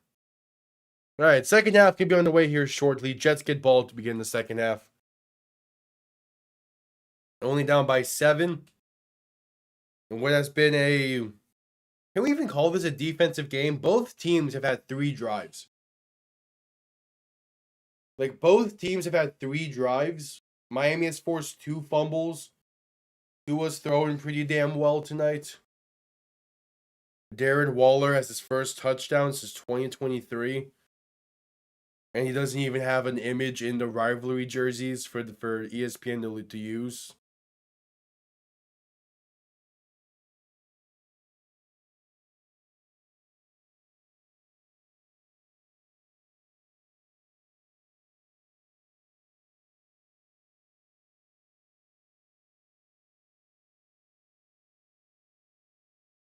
I don't know. But again, I'll take it as a compliment because it means that I'm doing something right if bots are going to pay attention to me. Because for this first, like, year of doing these live streams, counting the UFL and the NFL last year, like, they were not... Like, really, the first time a bot appeared was during the UFL championship. Not long ago. That was the first time. And I'll take it. Kickoff returned up past the 35 to the 36. Yeah, like this past UFL championship, I also so the UFL championship in this past spring was on the same day as Game 5 of the Stanley Cup Finals. So I did like a co-stream of those. So that's where like the bots came in the first time, and they kind of have just followed up since. As Miami's saying it's their ball, I did not see it pop loose. It's a fumble recovered by Miami. Sorry, what? Never mind, the Jets don't get ball to begin the second half. Miami does. Yeah. Dante Trader forces it loose and falls on it. Okay. I'll take it. I was not sure.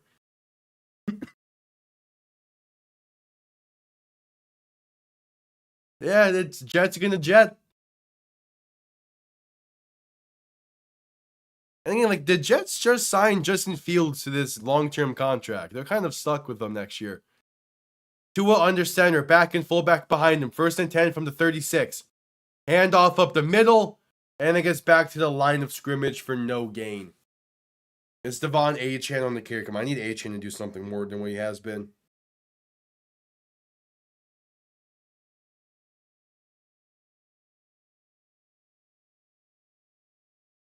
I will take that.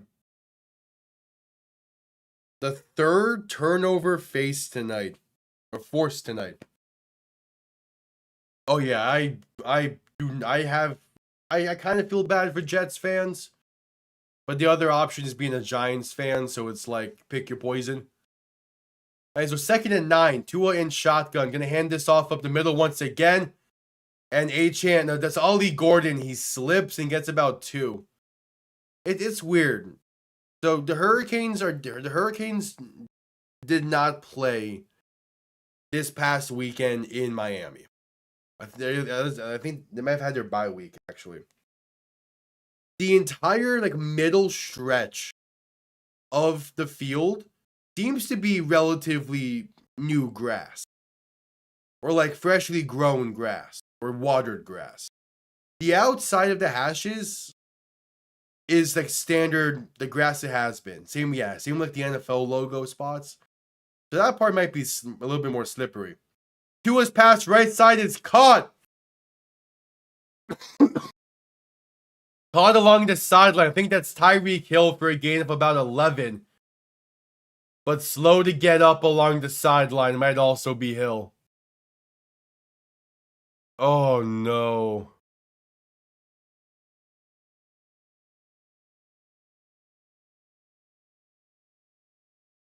Oh no.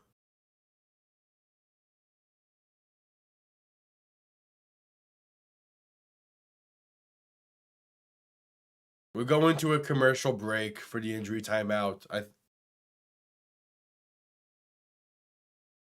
Oh no.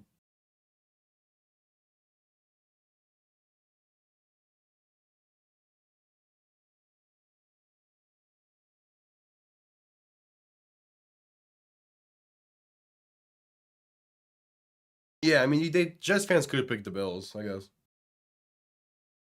Nah. They want to go with the Patriots. New York and Boston now does not have a good sports connection. They're massive rivals and everything. But oh no, Tyreek's. Yeah. I didn't fully see what was the case there, but just by the look on the players and the text I got, it's not good for Tyreek, man.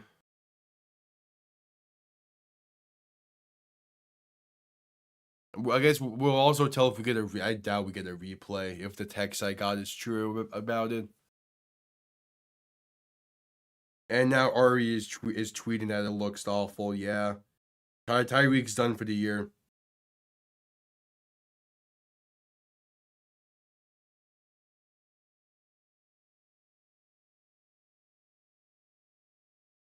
Tyreek's done for the year, from what I can gather.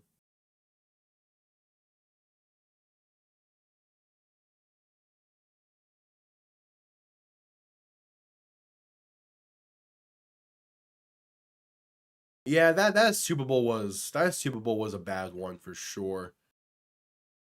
I mean, y'all had the game won. Doug Baldwin with that great catch. Like, that's a day. That was a tough one. Yeah, that's. Yeah, no, we're not getting a replay on that. The cart's out. Yeah, Tyreek's done for the year. Man, that's unfortunate. Jeez, man. Can Miami stop playing primetime games? It's every primetime game. Something like this happens with this team. Best of wishes go to Tyreek. Damn, ESPN's actually showing a replay on that. Ah, why? Why did they show a replay? Fuck. Why did ESPN just show a replay? No, that's his knee. That's his knee down, bent the other way. God, why did ESPN show a replay?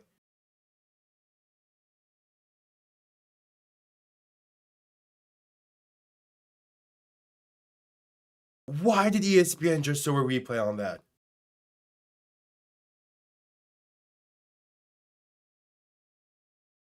Yeah, no, he's done for the year. Honestly, he would be lucky if it's just for the year with how that looked. That's bad. No, you do not want to see it. You do not want to see it. Jeez, why did they show a replay on that?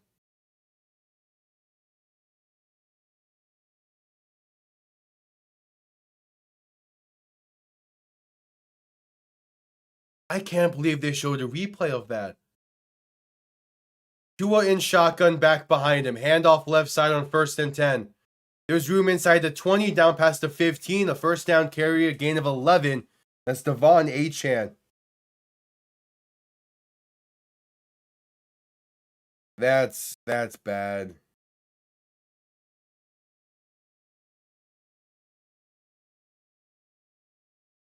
I mean, yeah, it's. I mean, he's probably just like I accept this. There's nothing he can really do now about it. Like he knows that his season's done. He's just to accept it. And handoff left side on 1st and 10 once again. This is Achane getting inside the 10 to about the 9 or 8.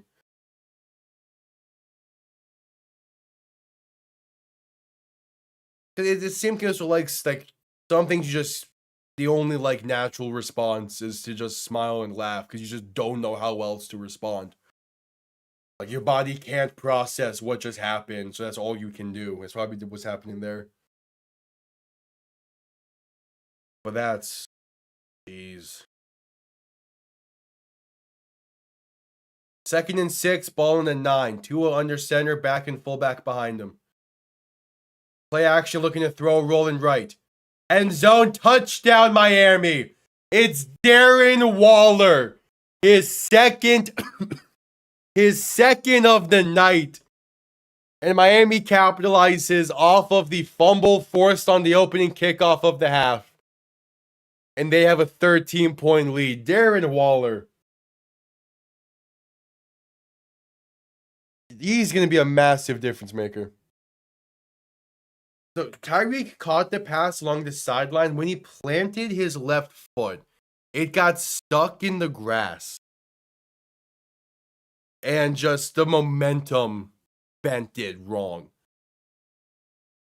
The extra point is up, and it is good. Yeah, it was. But the extra point's good. Miami capitalizes off the turnover. 11:33 to play in the third quarter. But losing Tyreek for the year is bad. I think at least they got Waller back, who is having an incredible game. But not having Tyreek the rest of the way is going to hurt this team.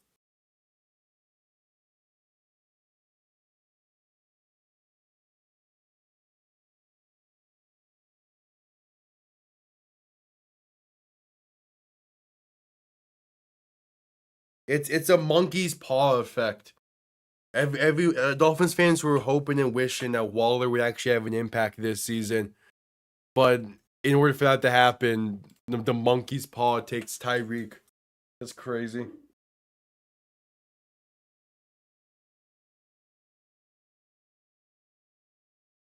Yeah, that's what guy's a person. That sucks. And like he's up there in age with his career. Who knows how many years he was gonna have left anyway. Now with that injury, I mean the questions come up. Like how does this impact the back half of his career right now? Because but right now he probably could have played another like 3-4 years.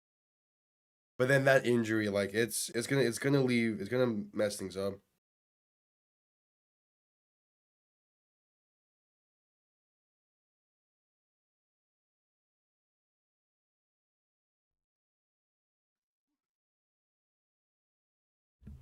Yeah, so much for trading him. And also, so much for trading him, period. Even in the offseason when he gets healthy, no team is gonna like no, we're already not I hate talking about this right now, but fuck it. No team was already gonna give us much capital for Tyreek because he's up there in age. Now with this injury, you might as well keep him and have him retire a Dolphin. You might as well.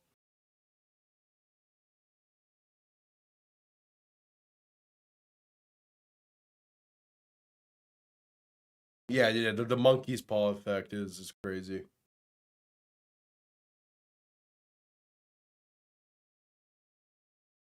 Exactly, and that's the other side of it. It's like with him being that up there in age, I mean, did we just see the final play of Tyreek's career? I doubt it because he's that much of a competitor. But yeah.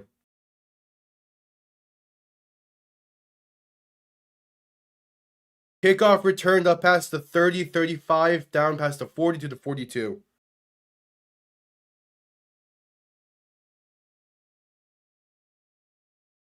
Penalty marker is down though. Yeah, I mean it's obviously the last thing that should be talked about right now. All hope and prayers go his way, but I mean, with this team being 0-3, that was a big talking point. Is where does Tyreek go if he's traded? And now that's out the window.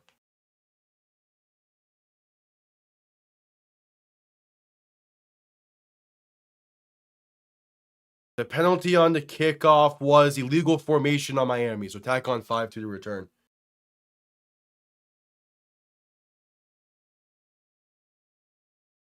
Yeah. It's the same thing. Like a bunch of Dolphins fans have been waiting for Waddle to get that true receiver one time. But we're gonna see it this year now. Fields under center, gonna hand this off up the middle for Brees Hall. Pass midfield to the 48, a gain of roughly 4.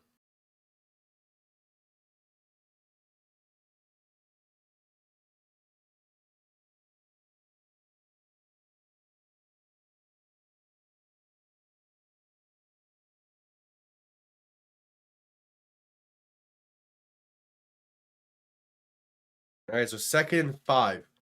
Fields under center, back behind him. 2 receiving options to each side. Handoff once again. This time gonna lose maybe a yard. Maybe get back to the line. 3rd down coming up.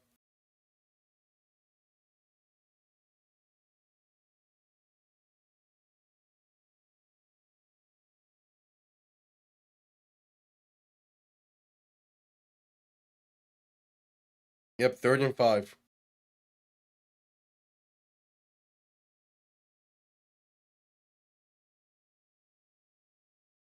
Fields in shotgun back to his left. 2 receiving options to each side. Going to keep it him. Hand this off up the middle. And brought down shy of the line to gain by a good yard and a half maybe. Yeah, I mean, again, Tyreek is just that big of a competitor. I'm sure he's that big of a competitor where I don't think he would want his career to end like that. And going out on the sideline being carted off the field. It's the same reason why Aaron Rodgers is in Pittsburgh right now. He didn't want his career to be over on the 4th play of the season. He wants to go out on top. Play action, looking to throw his Fields on 4th and 1. Pressure there.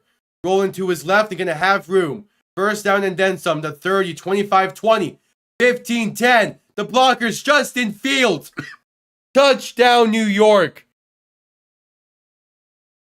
A 4th and 1 QB scramble that cuts the deficit in half. 43 yards out.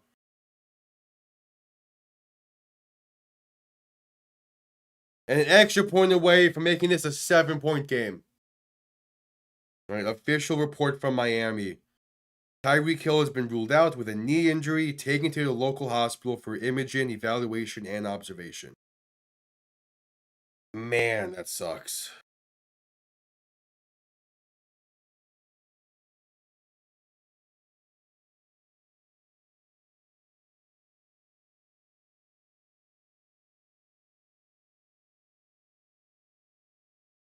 The extra point is up and good.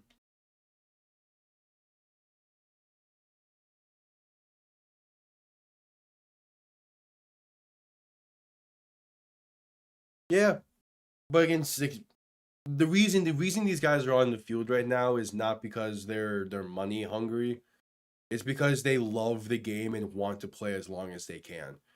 So that's like if Tyreek is able to go next year, somehow he's gonna go.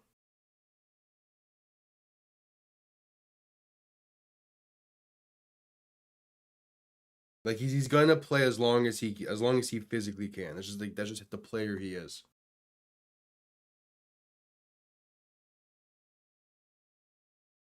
Part of it is pain tolerance. The other part of it is they know that any injury they have and the rehab for it and surgeries is gonna be paid for by the team. Like that's part of their contract. Like they don't have to pay those medical bills. At least while they're playing, they don't. That's why he wants to be able to play as long as he can.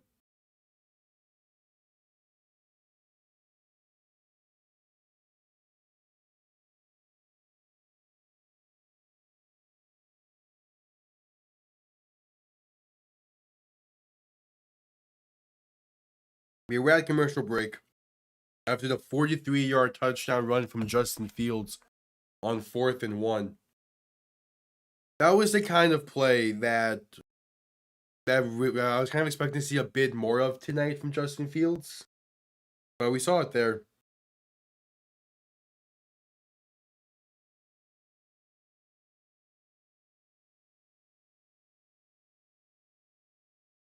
I don't know. I think that's just up to you.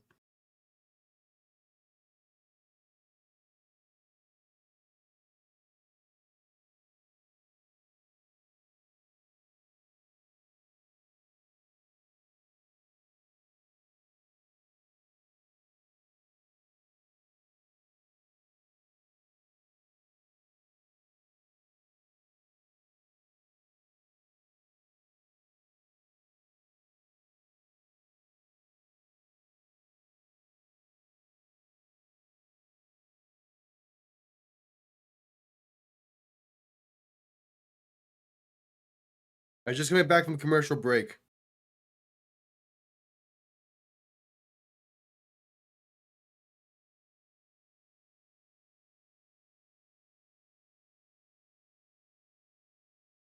$9:23 to play in the third quarter.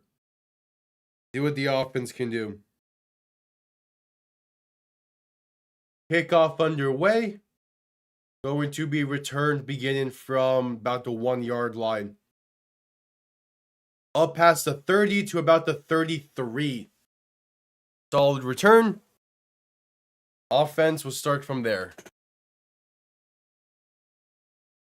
Yeah, Tyreek's now in a wheelchair being taken to the local hospital. Man, that sucks to see.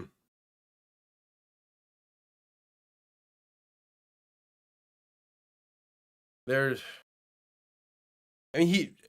Hall of Fame career ending like that would be heartbreaking. Tua under center, back behind him. Going to play action to look to throw. Pass over the middle is high and incomplete. Luckily not picked off. Looking for Jalen Waddle. Well, true, but I mean, they're getting him, I think, towards an ambulance right now. So I would kind of expect something else than just a wheelchair with them holding his leg up. DPI on the Jets is called on that play. So it'll be a first down. Sauce Gardner called for it. Yeah, that's clear DPI. Like, they're pushing him on the wheelchair, and they have someone else pedaling backwards, holding his leg up. Which, like, at that point, just keep him on the cart.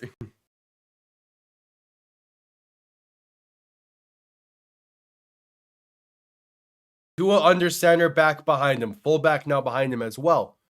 1st and 10 from the 42. Play action, looking to throw, rolling left. Pass left side, a wide open Jalen Waddle. First down and then some, up near the 40. Again, the monkey's paw. Because a lot of Dolphins fans have been waiting for Jalen Waddle to become the receiver one of this team, like they know we can be. And we wanted to see Darren Waller have an impact this season. We're going to get both.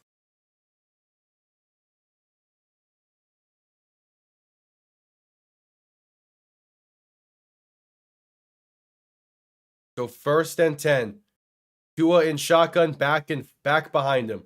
Gonna play action and look to throw, rolling left. Gonna try and take it himself. He gets back to the line of scrimmage before going out of bounds. 8.5 to play in the third quarter.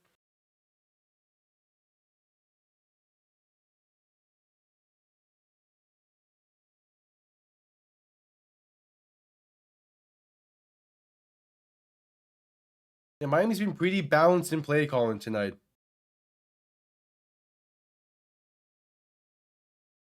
Yeah.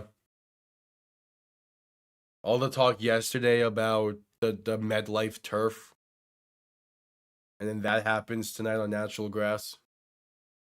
Tua in shotgun, back behind him. Quick throw, right side for his screen. Going to get about 2 up to the 40 for Nick Westbrook-Ikine. So a 3rd and 7 coming up.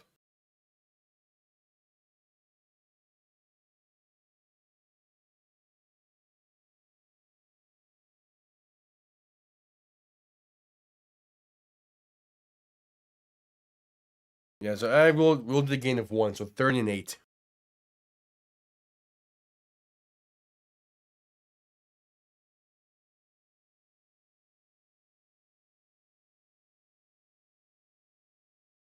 Tua in shotgun, back to his right and a back behind him. Not just a back to his right. That was a weird camera angle there.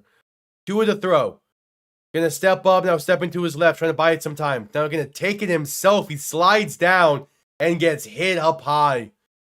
It would be a gain of 5, but the hit's gonna make it a first down.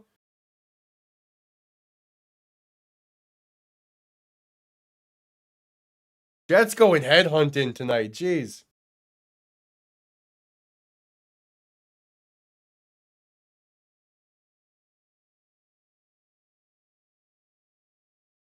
He slid down like everyone wants him to do, but the Jets go headhunting.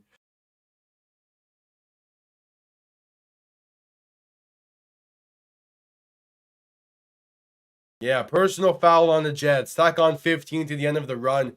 Automatic first down. Yeah. Yeah, Bounty Gate too.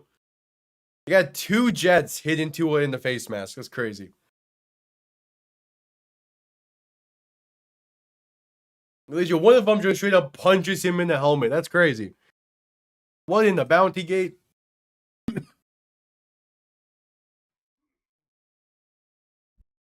That's crazy.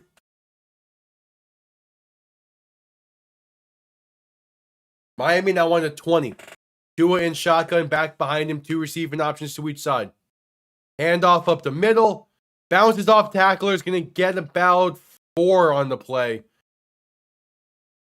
I believe that's Ollie Gordon. Yeah, Ollie Gordon on the carry. I love seeing Gordon get into more of a role in the backfield this season.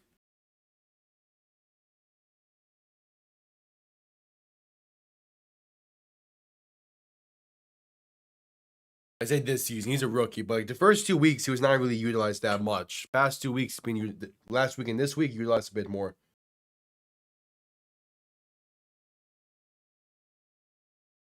Yeah, that some teams just don't care. They see someone as a threat and try to get him out the game any way they can. Tua in shotgun back behind him. 3 receiving options to the right. Play action looking to throw. Rolling left. Pass left side is caught. Inside the 10 is Jalen Waddle to the 9. And that's a first down Miami. Penalty marker is down though. We'll see what this is.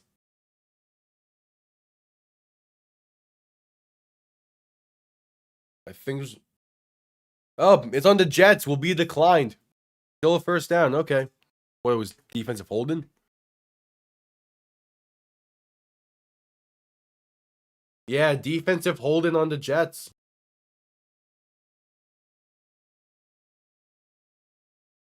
Hey, I am all for the Jalen Waddle receiver 1 season. I am all for it. This man's been in the league for 5 years, and it's about time he has another receiver 1 season. His rookie year was that, and he played really well. Tua in shotgun back behind him. Fullback to his left. First and goal from the 9. Toss right side for Achane. Makes one man miss the 5. Achane. Touchdown, Miami. There we go. That's fantasy points that I need, baby. Devon Achane from 9 yards out. The Dolphins re-extend this lead to 13. Pending the extra point. There we go.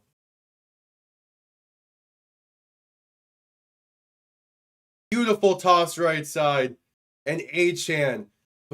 We need to extend Achane. I don't care that he's not eligible yet for an extension. He needs to be a Dolphin long term. He is one of the best players on this offense. Extra point is up, and it is good from Riley Patterson. It's back to a 14-point game. Yeah.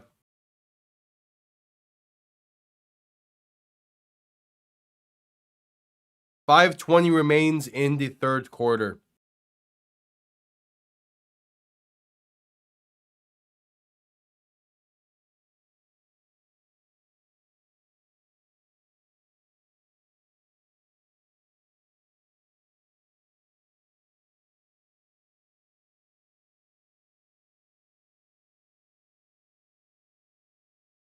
We're at a commercial break.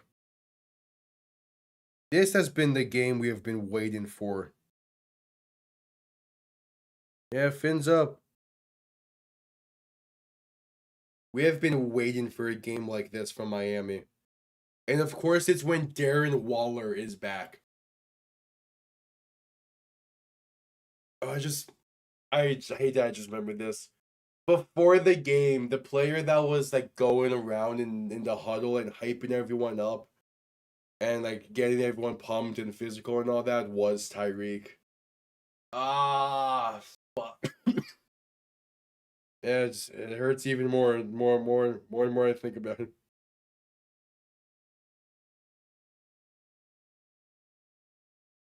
Yeah. And that's why Sean Payton got a suspension because of it. But at the end of the day, he don't care. He has a ring.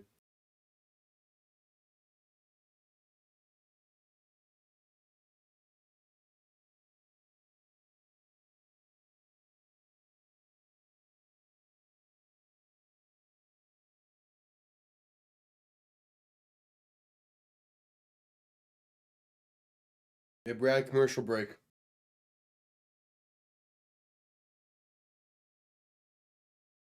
Yeah, that's true as well. That's why, like, when injuries happen, just unfortunately, it's kind of like a best prayers and wishes, but it's like that stuff happens. When injuries are deliberate, it does no place in the game. And the football's already a dangerous as is sport. We don't need people going out there deliberately trying to make it more dangerous.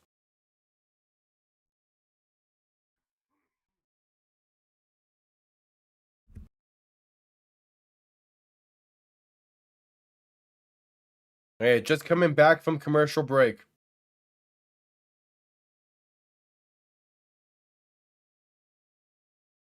Broncos are up 14-3. I'm not.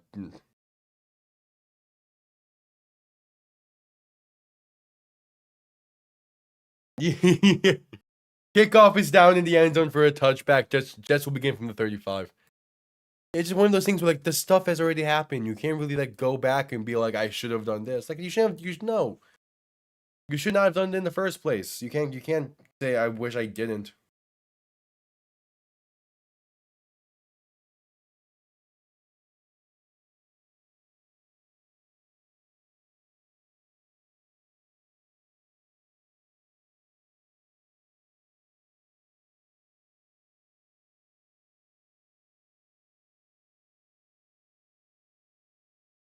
Yeah, and then downplaying it. Yeah, it was all just a mess. Fields play action looking to throw in 1st and 10. Rolling right. That's going to be caught and a gain of roughly 10. That's Mason Taylor on the reception.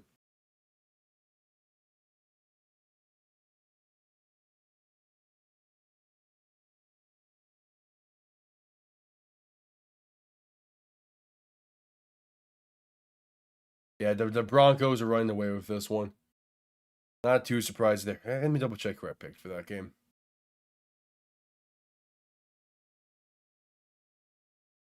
Fields under center, back behind him. 2 receiving options to each side.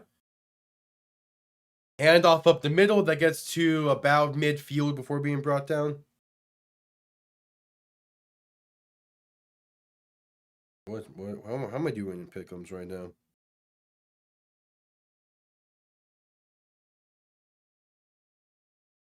I did pick Denver to win. I have 6 pick'ems wrong right now. Most of them were in that 1 o'clock slate. I had missed the mark on that one. 2nd and 5 coming up. Yeah.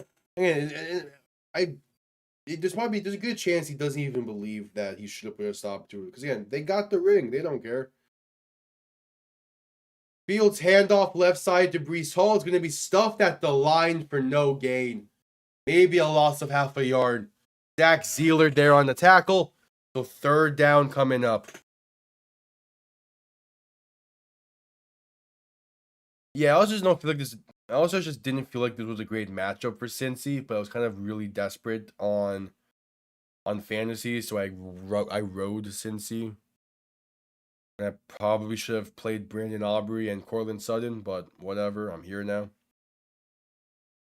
Fields in shotgun back to his left. We receive an option to the right for 3rd and 6. Handoff's going to be stopped behind the line. A loss of 1. Zach Zeeler. And it's a 4th and 7. This Dolphins defense has shown up tonight. And it's about damn time.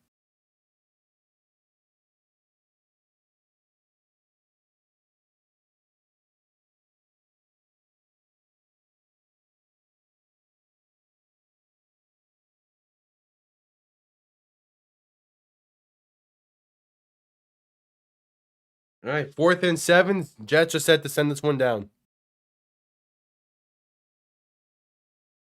Yeah, it was just pure PR.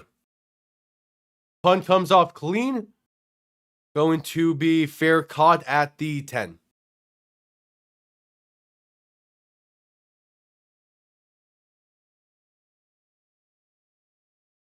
Yeah. Because again, people like they just wanted the ring, and it was the mindset of let's get this Super Bowl ring and deal with the repercussions afterwards and handle the PR nightmare that it will be. And frankly, that would that have been no, because it's offense. I was thinking maybe that was the reason why Breeze did not win MVP that year, but probably something else to it. That's a video I want to work on. I want to go back and watch every single Peyton Manning and Drew Brees game from the 09 season and see who really deserved that MVP. Because that's one where I'm shocked that Drew Brees did not win it.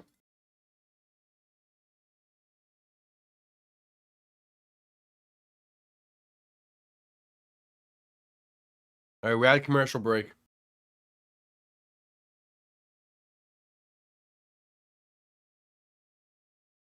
The fact that Drew Brees never won an MVP in his career is crazy.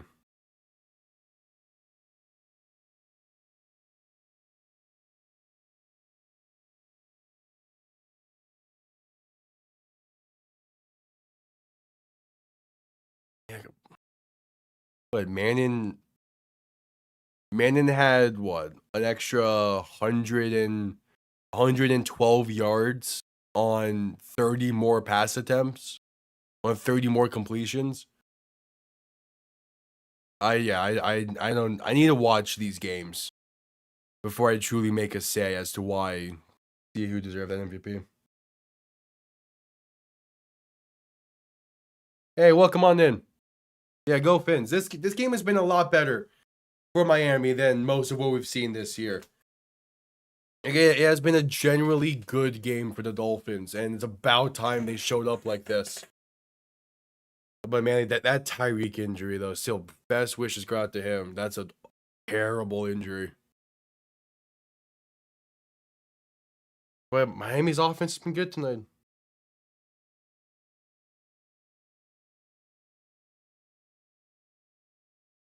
Yeah. At the same time, as I go through those old Saints games for the Drew Brees Peyton Manning video, I probably will look into more about Bounty Gate, because that's one of the things where like I know a decent bit on it, but I need to like truly dive into a bit more. I think.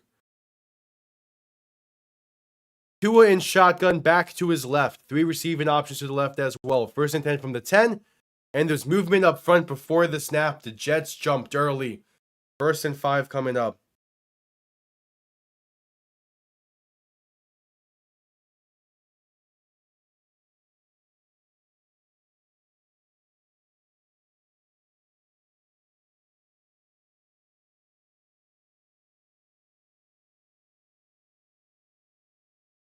One second.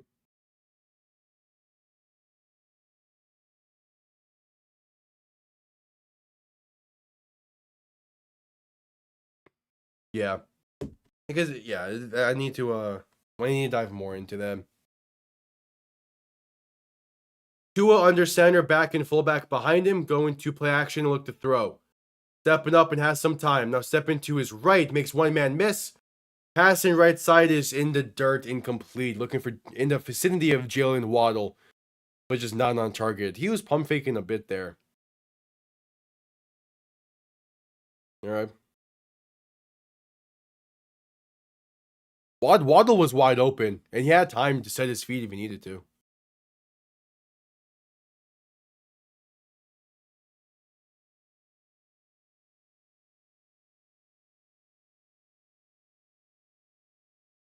I mean, yeah, 99% of the times when someone says stuff in reference to that is all metaphorical. Then you have this instance where like an Aaron Hernandez says it, and you have to think twice if he meant it or not. Handoff up the middle is Devon Achane for a gain of 2.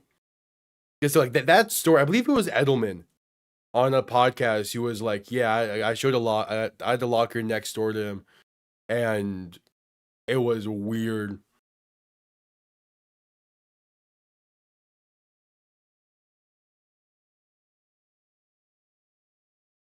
There's a lot of like the amount of stuff within the NFL that we don't know about that would be like massive stories if ever came out is plenty. 3rd and 3, Tua in shotgun, back to his left. 2 receivers to each side, looking to throw once again. Pressure coming. Tua avoids it to his right. Throw in right side, that's incomplete. Looking for Malik Washington, but tight coverage, and it's a 3 and out. Forced by this Jets defense. All right. You are bound to have a drive like that eventually tonight. Yeah, he got to Malik Washington late because of the pressure. That's what it was. Damn, got to him late. How do you get to the receiver late twice?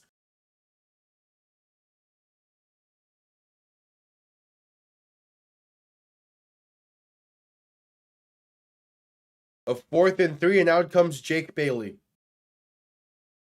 Punt comes off clean. That's a great punt. Return beginning from the 19. Returned up to the 37. That's a great punt. Talk about flipping the field there. That's a hell of a punt from Jake Bailey. And a minute 24 remains in the 3rd quarter.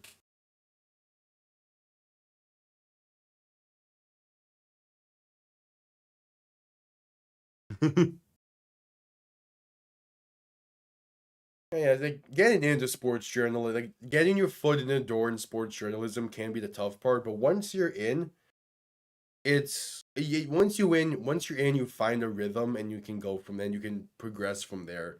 It's just finding that spot to get that rhythm first is tough sometimes. Play action looking to throw for Justin Fields. Pass left side's wide open past midfield and down to the 45. That's Garrett Wilson. Also, they just showed the fake spike from Marino as that was against Aaron Glenn.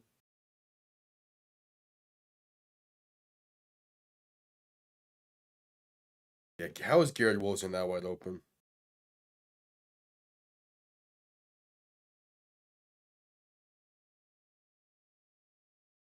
Fields under center, back behind him, a fullback as well. Play action looking to throw once again. Fields with some time. Pass left side, wide open, Mason Taylor. Inside the 20 to the 16.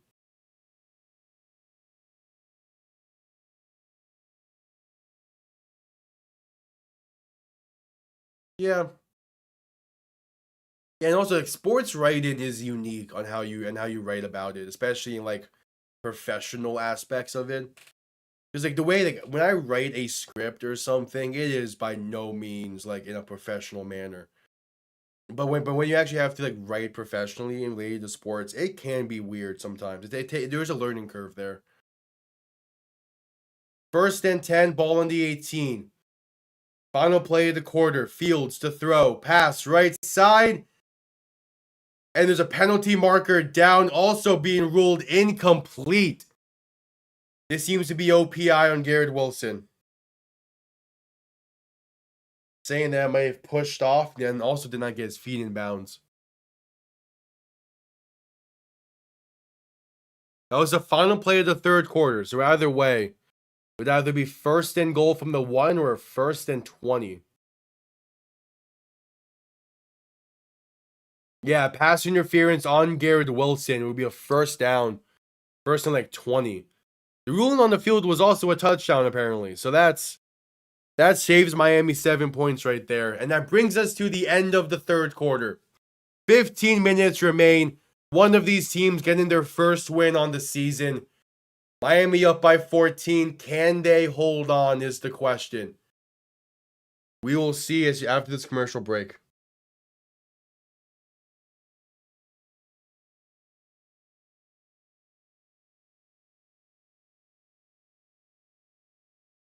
Well, yeah, the clickbait's one thing, but that's not necessarily like, that's going to be it no matter in what field, in what style of writing. That's just to get the clicks in. Talk about like when you actually go into the article, the way you have to write it's weird.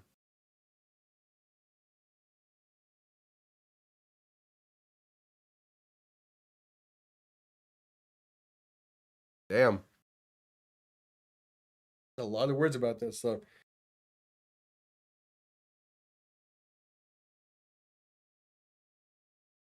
But yeah, it's because this past summer I wrote for a D2 school, and it was a great experience. I had a lot of fun with it. People there were great. I had a great time. But yeah, it's like there's a learning curve for writing about sports that I was kind of not fully expecting, but at the same time, it's like yeah, I get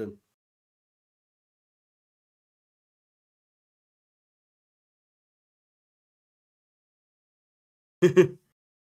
Well, I mean, I could get why that would be like an article to write before the preseason because like you do need it's a 3-year contract. You have an out after 2 years. You do need to have a plan in place in case you overspent on him. Turns out that like Seattle, they're gonna be just fine with Darnold. It seems, but like most teams tend to think a few years ahead of time.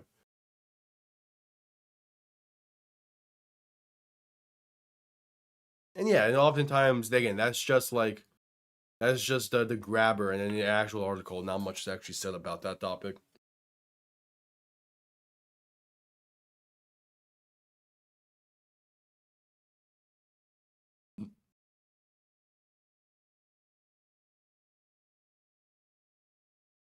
Also, the current we got a report a while ago.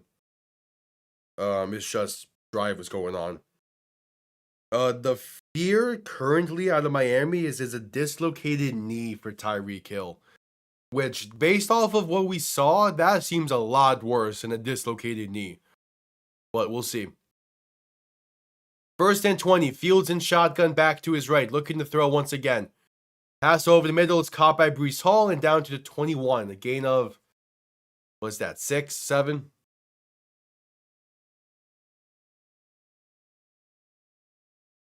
Yeah, that doesn't make a lot of sense. Like, if you don't want to keep him, why did you just pay him? Like, there's definitely like other stuff involved there. Is this holding?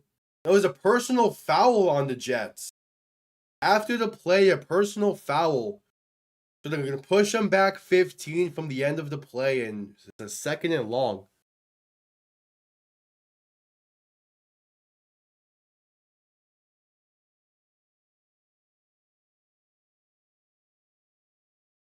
Yeah, but again, that's the nature of things. You need to get people into the video first before you get to the actual point you want to talk about. I always typically when I for like some of the video essays I do, while I'm writing it or like while I'm researching it, I try to think of a good thumbnail, a good title for it. And if I can't, I might shift to something else or just hope that something comes up later. But like, yeah, having a good title does impact. It does have impact. Yeah, and I do. I try similarly. Like I might like exaggerate the truth a little bit, but at the end of the day, like the title is gonna be what the video is on. So like the Herschel Walker trade video I did, the title was "The Jog That Created a Dynasty," and the first couple minutes of the video is me talking about how the Cowboys coaching staff went on a jog when they came up with the Herschel Walker trade. 2nd and 28, the rollout to the left side for Justin Fields will gain about 5 before being forced out of bounds. Yeah, no, you never want to straight up just lie. But it's always like, you're gonna have a bunch of like exaggerations across everything. And speaking of that thumbnail I made for the Herschel Walker trade video, it was one I was pretty proud of. Like it took me a minute to make that. 3rd and 24, and the play clock is gonna wind out here. Is it a delay of game or just a timeout call for the Jets? All right, seems like the Jets will call their first timeout here.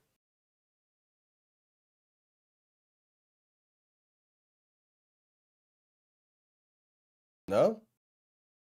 Oh, that they reset the clock. Okay, what it is? Yeah.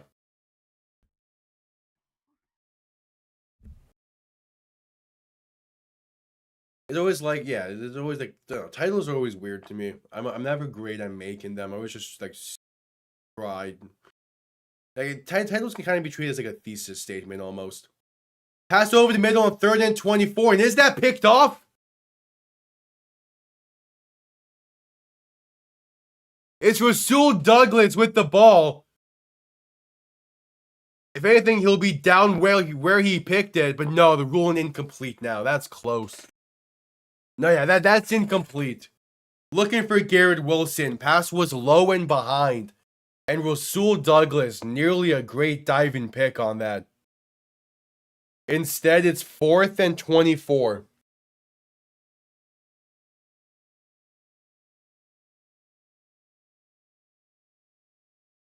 Yeah, and so again, I like watching like a few history videos or like archaeology stuff, and you can find those same things there, and it's all just annoying sometimes. That's why like I'm like that's why like with like a Mini Man, like and Milo, like he does a great job with his videos and his titles and thumbnails. The 50-yard field goal from the left hash is up and right down the middle. The Jets make this an 11-point game with 13 0-9 to play in the fourth.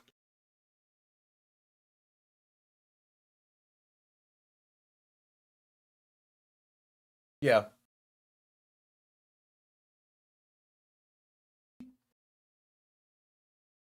Oh yeah, this Bruce Springsteen movie. Yeah, I have an interest in this. I'm not sure if I'll see it, but I wouldn't lie if it doesn't catch my eye from the trailer.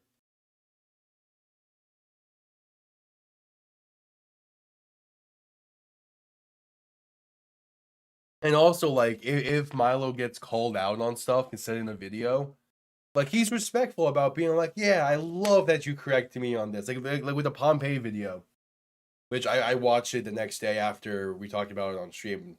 Great, loved it. But I saw another video that was someone like was someone who has like also done papers on Pompeii respond to it and being like, hey, you know, these are good points, but these are other things we've known about these specific topics. Like it was about like the charcoal write-in, the fruit and the food and all that. And Milo was in the comments like, hell yeah, I love that you got me on this. And then like I think he said in the next video he does on it, I'm gonna make sure to point it out and link you. It's like that's great. That's great. I love it. Yeah. Oh yeah, that's fair. Yeah, with the Bruce Springsteen stuff. Yeah, no, I get that. I'm a little bit the same way.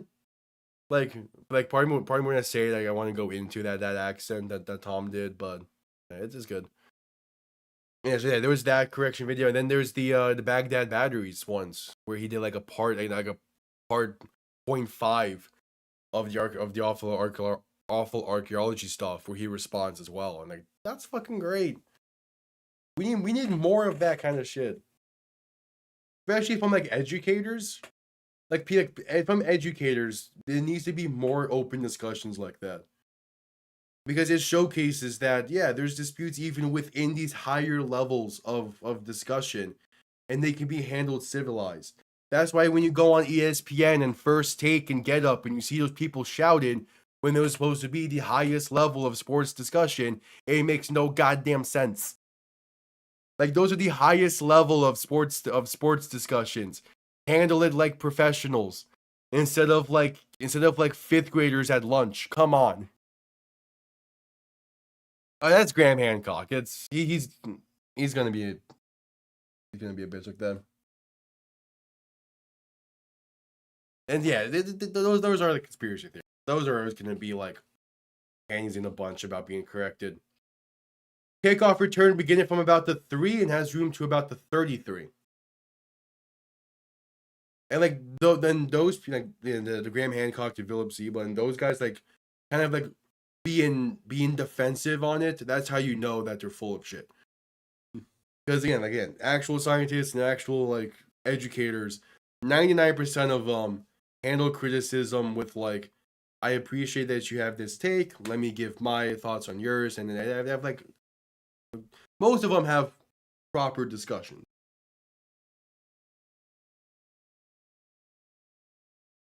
And those are always great to watch. Tua under center, back and fullback behind him. Handoff up the middle, and there's room for A-Chan up past the 45 and still fighting to about the 40. So up past the 40 and down to about the 43.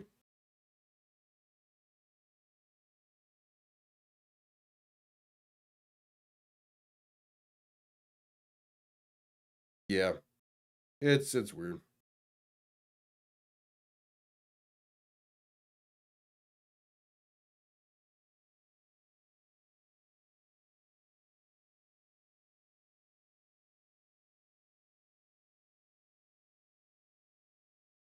All right, 2nd and 2. Tua in shotgun, back behind him, a fullback to his right. Going to hand this off right side, trying to find some space, but unable to. Down at the 40, a loss of about 2.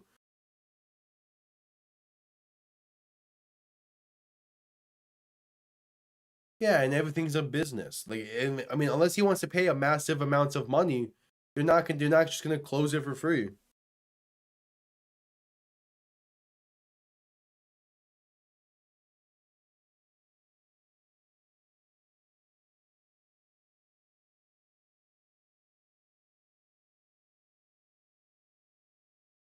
Tua in shotgun, back to his left, 2 receiving options to each side. 3rd and 4. Tua looking to throw. Has some time. Pass left side, going to be off the mark and incomplete. Looking for Darren Waller, but was well off target. And a 4th down coming up.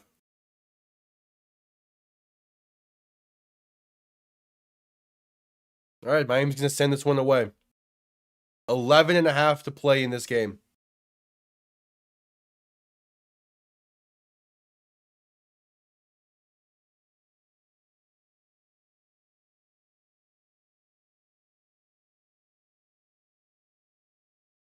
So Jake Bailey on to send this one down. Punt comes off clean. Going to be fair caught at the 1. What are you doing, New York? Why are you fair? Why are you fair catching that at the 2? What? I'll take it, but what? Fair caught at the 2 is crazy. And we're heading into a commercial break as well. Yeah, Tyreek's done for the season, T-Fox. Like, he's firmly done for the season. It was...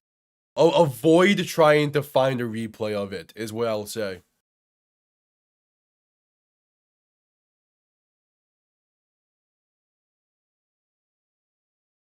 Yeah, it was something, T-Fox. It was something.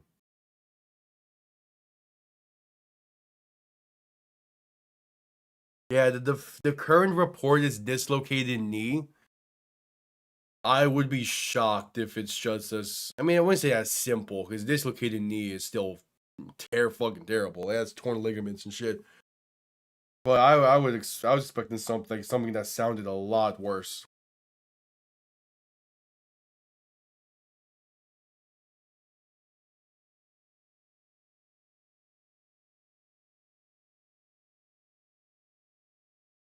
Yeah, because a dislocated knee is different from a dislocated kneecap. I hate the human body sometimes. The fact that that's a distinction that can be made is crazy. Yeah, you'll regret it, but yeah, if you're gonna seek it out, do not blame anyone who posted it, because if you're actively seeking out injuries like to see an injury replay and stuff like that, more power to you.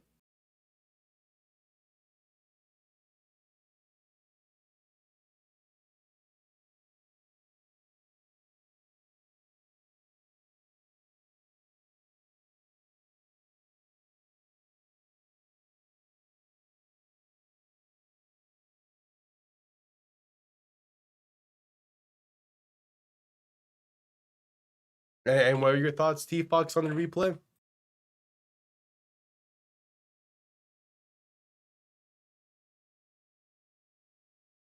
Since you found it? Because, yeah, I had a friend who was like, what happened with Tyreek? And I told him, he was like, yeah, I found a replay. That shit was terrible.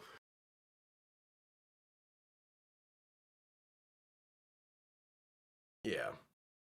So, well, only the ball on the 3-yard line. Fields and shotgun back to his left, 3 receiving options to the left. Then the tight end in short motion as Fields will hand this off up the middle. And that's stuffed behind the line. Nearly a safety. Tyrell Dodson gets in the backfield. It'll be Jets ball at the 1. Yeah, I tried to warn you, man. I tried to warn you.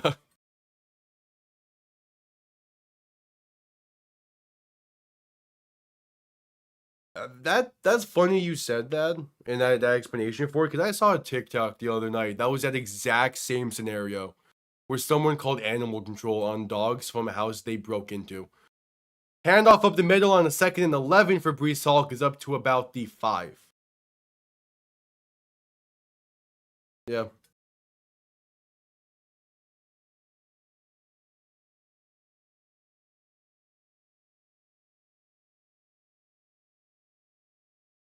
Third and 8 coming up.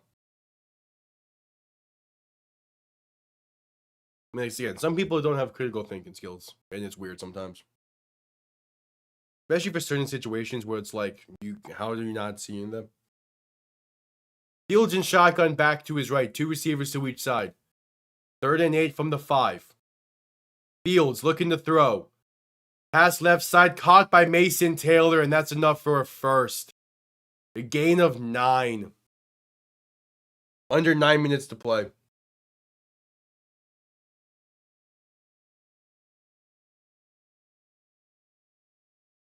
It's animal control is something I've only heard about. I've never actually seen animal control in action. Handoff left side to Breece Hall, and there's room. Up to the 30 before being brought down. Good carry there for Breece Hall.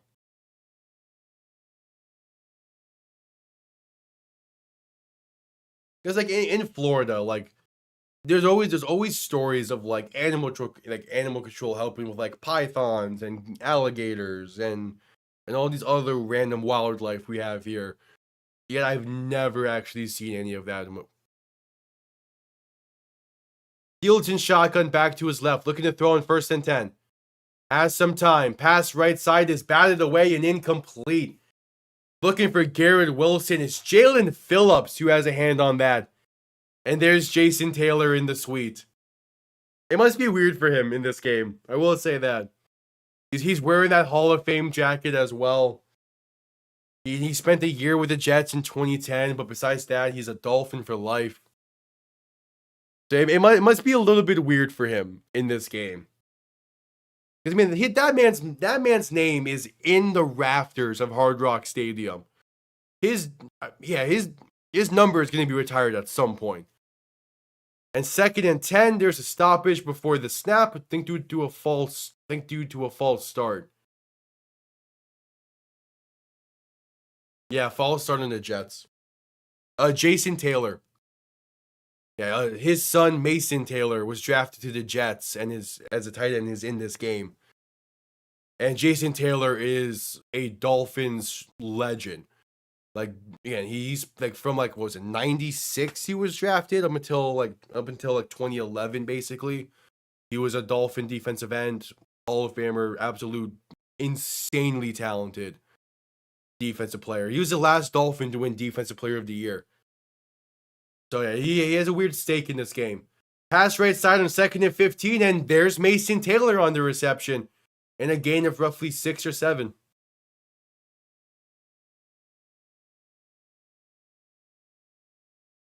Now you're good. I agree with the derailing.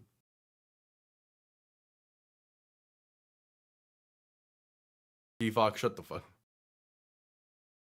We ain't doing the... A 3rd and 5 coming up. They actually did a gain of 10. I was off the mark. So anyway.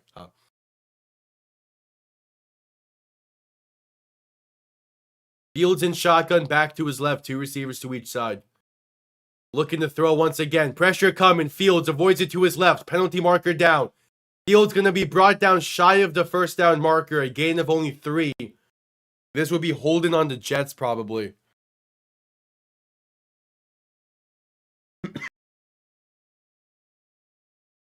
We'll see. This might be... Is this another hands to the face on Miami? No, it's holding on the Jets. Okay. Which Miami will accept. It's a 3rd and 15 coming up. Yeah, that's a clear holding.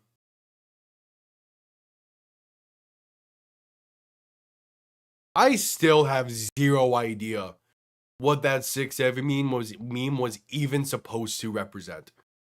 I just saw it getting said one day, and I have zero idea what it's supposed to mean. Yeah, we have NHL players doing the celebration for it. I have no idea. Fields looking to throw on 3rd and 15. Has time, pass left side is caught, but brought down at the 30 is Garrett Wilson on the reception. Only a gain of 4. And Miami's defense holds strong. With 7:40 to play in the game, Jets are forced to punt. It's a song? I have no idea. Listen, I hear new music mainly through you guys, T-Fox. Or like randomly I'll get like a recommended on Spotify of like, hey, an artist you've listened to has a new album that dropped. And I'm like, cool. I'm not like hip to the new music scene. Like a new like I'll be late to any new artist right now. I don't care. Punt comes off clean, going to bounce and be down at the 26. Yeah, like it sounds like whenever I hear people be like make a 6-7 joke, I just instantly think of the whole 7-8-9 bullshit. Whereas like, yeah, 6 is scared of 7 because 7-8, like it's. I just think of that shit. I have no idea. Because like again, I don't really. I only have Twitter, and I use it mainly for football and keeping up with news there. I don't have a lot of social media. So like, I missed out on trends, and I'm so fine with it. Tua in shotgun, back behind him. 3 receiving options to the left. Handoff left side for Achane, trying to find some space. Going to do just that. First down and a little bit more. A gain of 13. Achane making something out of nothing.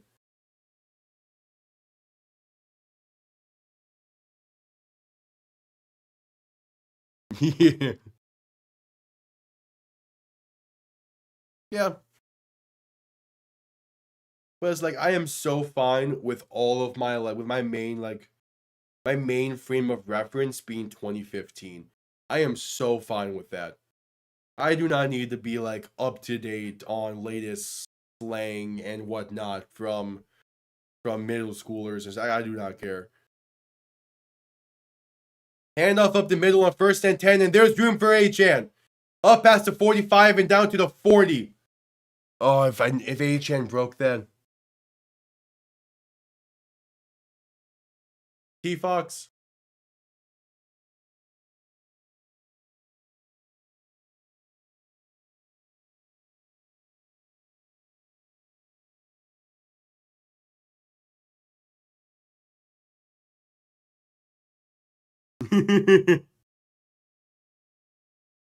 and T-Fox is yeah, T-Fox, you're Gen Z as well. I had to forget.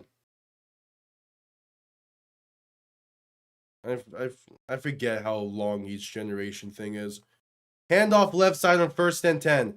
The Achane fumbles, but is picked up by Patrick Paul. That's good. It's been game about 2 or 3.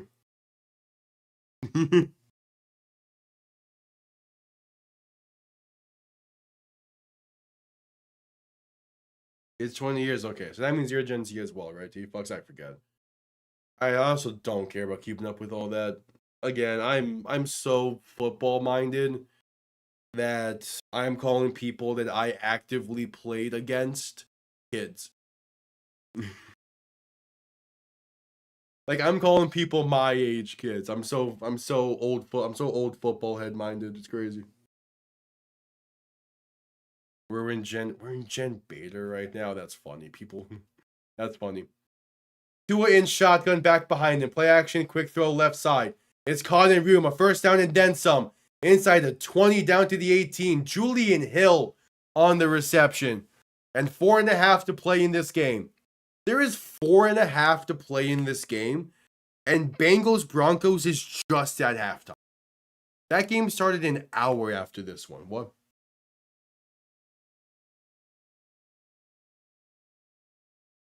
I mean, I'm fine with it. This game ends a little bit earlier than I expected. I can continue working on power rankings a bit. 4 minutes remain. 1st and 10, ball on the 18. Tua in shotgun, back behind him. 2 receiving options to each side. Sending the tight end in motion. Tua going to hand this off right side.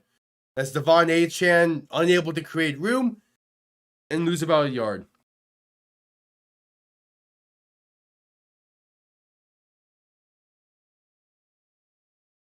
Bro, part of me wanted to learn Greek at some point.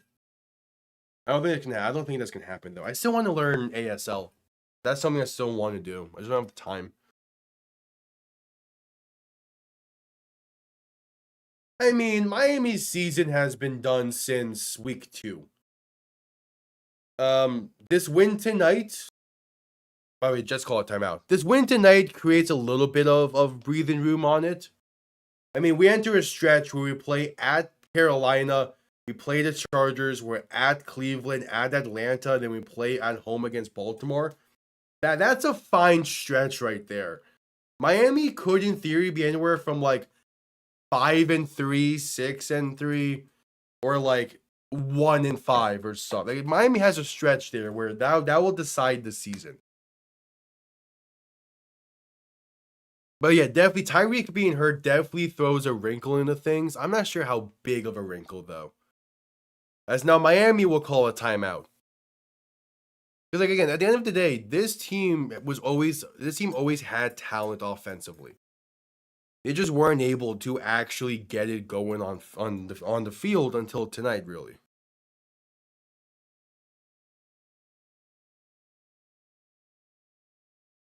Oh, if we blow this lead,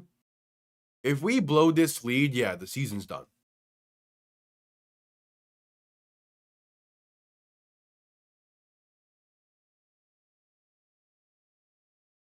Yeah. Yeah, I don't need to be a master at ASL. I just want to have a good understanding of it.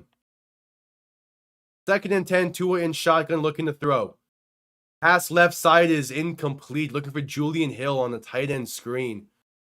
Penalty marker is down now as well. Probably be an ineligible man downfield.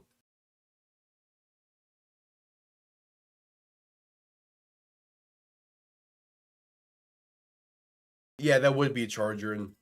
And then it's an ineligible man downfield. Okay.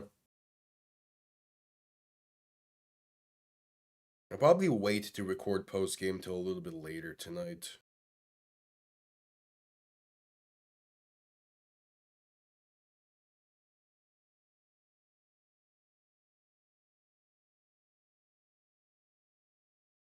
I gotta figure out what my plan is for after this.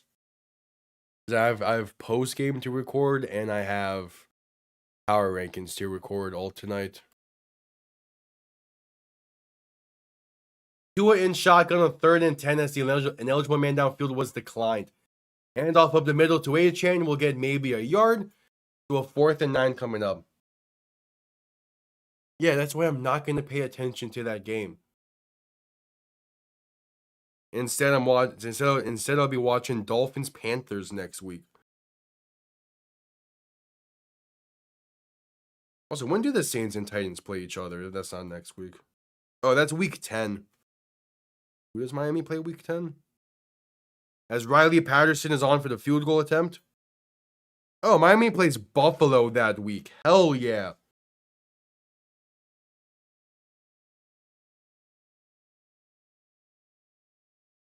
I expect Cam Ward to get his first win before that game.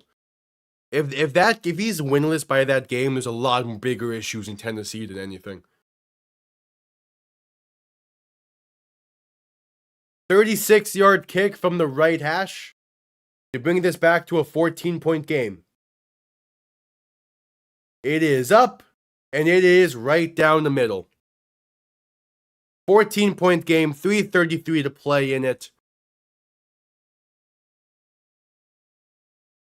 Yeah, no, Miami plays at the same time as that game. I ain't calling it.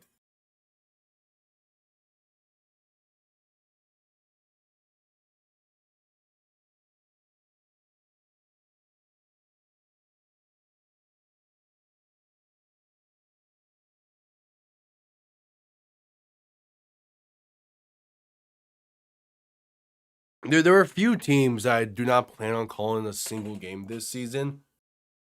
One of them is the Titans. I would say the Saints, but Miami plays the Saints this year, so there's that.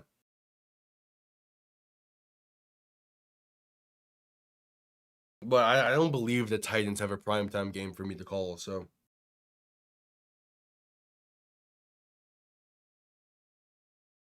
I gotta look at their schedule then.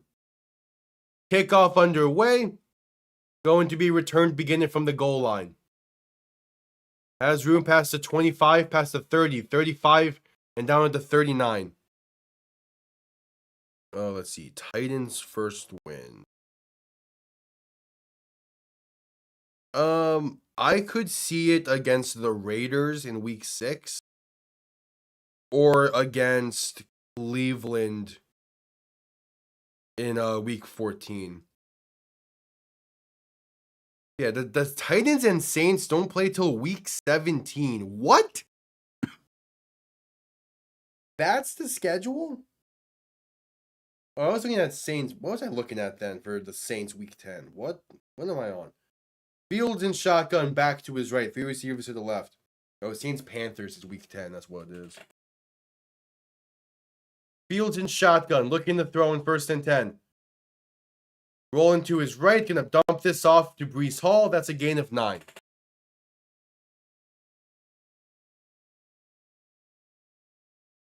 I wouldn't say the Cleveland defense going crazy. And there's not much to react to for the Cam Ward presser besides just, yeah, I'm glad that he's reacting like that. He's a competitive guy. I don't want him to be out there handling PR, saying PR bullshit. Titans are bad. Not surprised. No one's surprised by that. Justin Fields keeps it himself right side for a gain of 4 and a 1st down.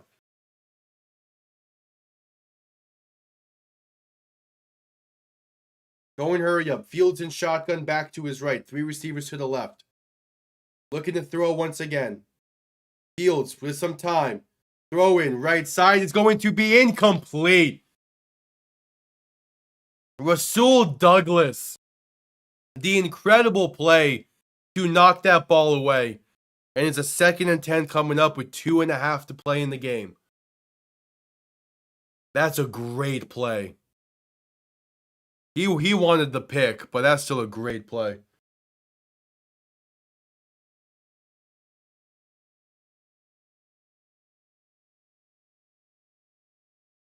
Fields and shotgun back to his right, 3 receivers to the left. 2nd and 10 from the 49, looking to throw. With some time, pass right side is caught, and that's going to be Isaiah Davis. A gain of about 13. And that could be the final play before the 2-minute warning. I think it's more so the case of he does not know how to react to it. So the only thing he can think of to do is to laugh. Pass over the middle is going to be caught, and that's going to be a gain of about 11 or 12. And how is there not a penalty there? A Dolphin player came in late and laid a hit. Yeah. Again, I'm also not one who cares a lot about the Titans. One of my uncles is a Titans fan. But besides that, I'm just like, whatever. For now, the Titans are the Titans. Yeah, T-Fox, this is a bad comparison. But it's the same way when like you're watching something that is just so unbelievably bad that you don't know how else to react to it besides just laughing at the terribleness.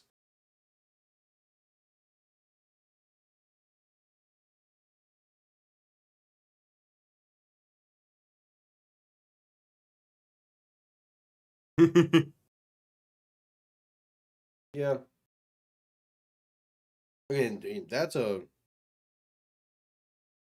the Titans and Stroud dynamic that Tom has going on. It's a fun one.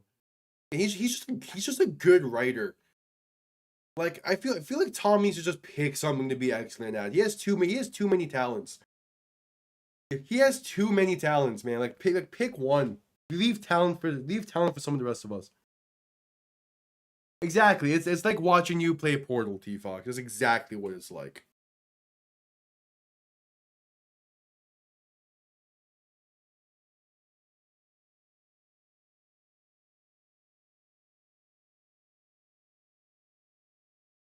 We're at commercial break for the 2-minute warning.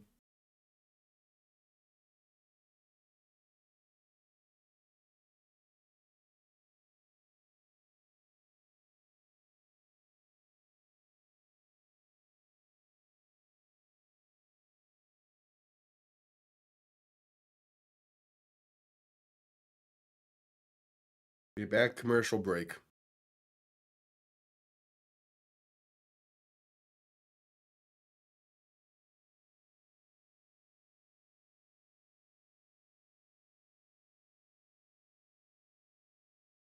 Oh yeah. You can send them there as well.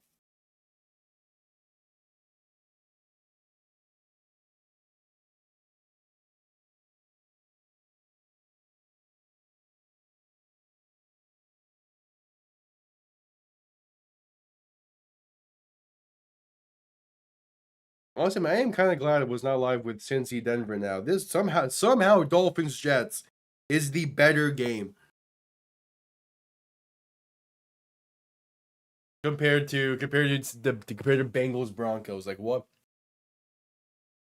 Fields in shotgun back to his left. 2 receivers to each side. Ball on the 23. 2 minutes to play. Tight end sent in motion right to left. Fields looking to throw. Pass left side is incomplete. That's Mika Fitzpatrick in coverage knocking that ball loose. 2nd and 10 coming up. Yeah, I think I should go straight into post game. Get that up and then that's the idea. It's going to be a relatively long night. What I want to get done. I also just record power rankings tomorrow, I guess. I also don't have to be up till like 9:30 tomorrow, so I'm chilling. Fields in shotgun back to his left. 3 receiving options to the left as well. Gonna look to throw here once again. Fields. Pressure coming. Pass right side. That's an incredible catch. Garrett Wilson. What a catch. And the Jets cut into this deficit. An extra point away from a 7-point game. Oh yeah, that's definitely GG on fantasy. Because I was not going to be able to come back without the Bengals are playing.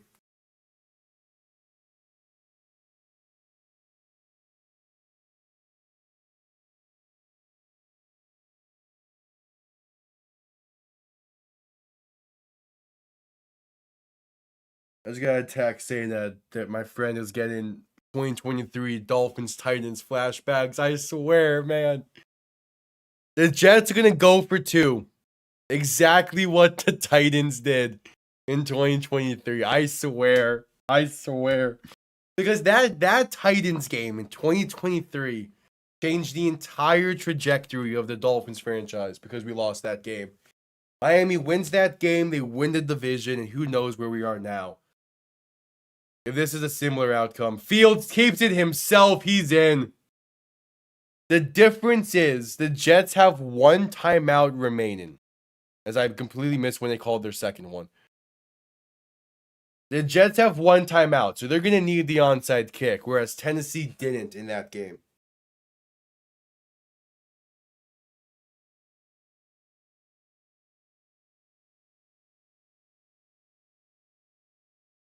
It comes down to the onside kick.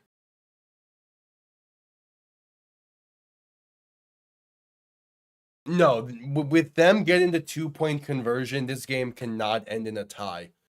Unless some really crazy things happen.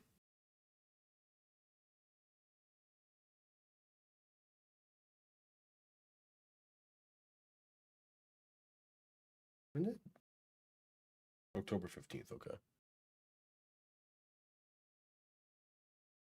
Yeah, some really, really crazy things would need to happen for this game to end in a tie now.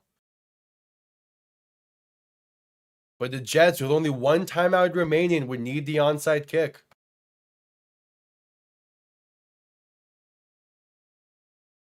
They would need the onside kick.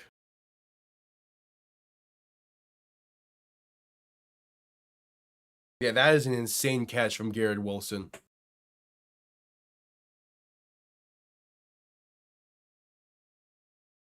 Well, then Miami would have a 2-point lead at that point. All right, here's the onside kick. And Miami gets it.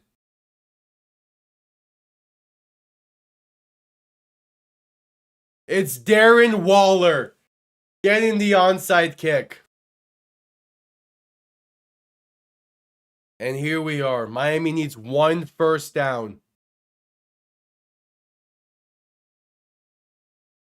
There's a minute 46 remaining. Oh yeah, that would be a pretty cool way to win. It would be way too stressful, but it would have been a cool way to win. Tua under center, back and fullback behind him. All he needs 1 first down. Handoff up the middle for Devon Achane. He goes nowhere. Stuffed at the line. Jets will call their final timeout. All Miami needs the first down. That's all they need. Oh, the Jets play in London in 2 weeks? And it's against Denver? Who does Miami play week 6? That's an interesting game.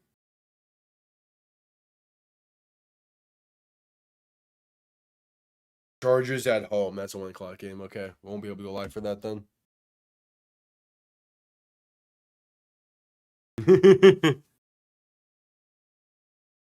Is it? Dolphins fans naturally have a little bit higher blood pressure because they have to deal with this front office. All right, 2nd and 10. Tua in shotgun, back behind him, fullback to his left. A first down ends the game. Tua handoff up the middle. That's a gain of 2, maybe 3 for Achan. They're gonna be able to get this to under a minute to play. No, yeah, they would need to punt it away, but it would be like no time left once they do.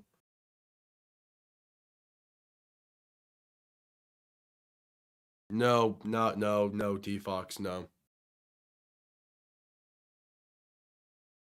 Oh yeah, there's been plenty of Dolphin games that have done that as well. This team is stressful for no reason. They've had so many rosters where there's good talent on them. They just don't know how to perform. Tua under center, back and fullback behind him. A 3rd and 7. Handoff for Ollie Gordon. He's going to lose about 2. And yeah, Miami's still going to need to punt this one away. So the Jets will have 1 play offensively. Unless Miami...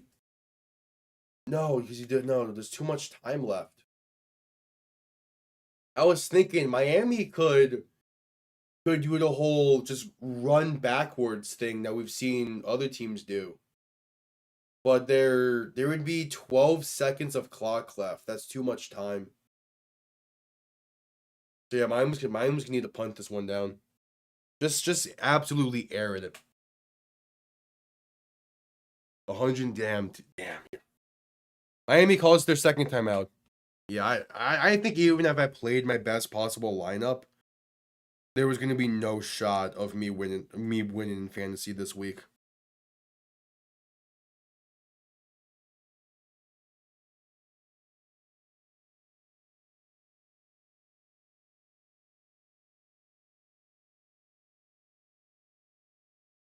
Of course, Cortland Sutton has a good night. I was going to play him as well as well today, but I decided against it. All right, 4th and 10. 13 seconds remain in the game. Miami is forced to send this one down. Try and pin them deep.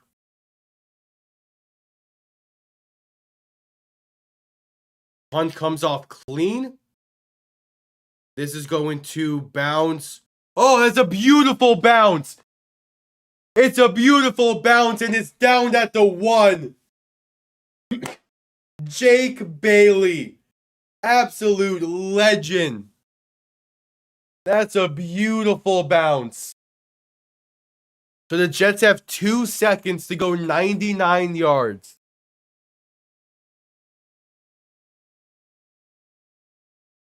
Yeah, but I also would have needed to play like play Eagles defense and like Brandon Aubrey. I would have pretty much needed a whole different lineup out there. We're going to see the lateral game out here probably. Fields in shotgun. Miami has, I think, 2 defensive linemen in this game. And Miami only rushes 2. Pass right side is caught. Garrett Wilson breaks off 1 tackle. Has no one to lateral it to, but still breaking tackles. Has room to run. There's a lateral to Mason Taylor. Pass to 25, pass to 30, another lateral. And he's tackled down there at the 31. Penalty marker down. Oh, and now there's a fight going on. No. If the penalty... Please just do not have a penalty on Miami right now. What's this penalty? There's a penalty on this play. Please be on the Jets. Okay, they seemingly picked it up. That's the game. Miami wins their first of the season. Let's go. Finally. Finally.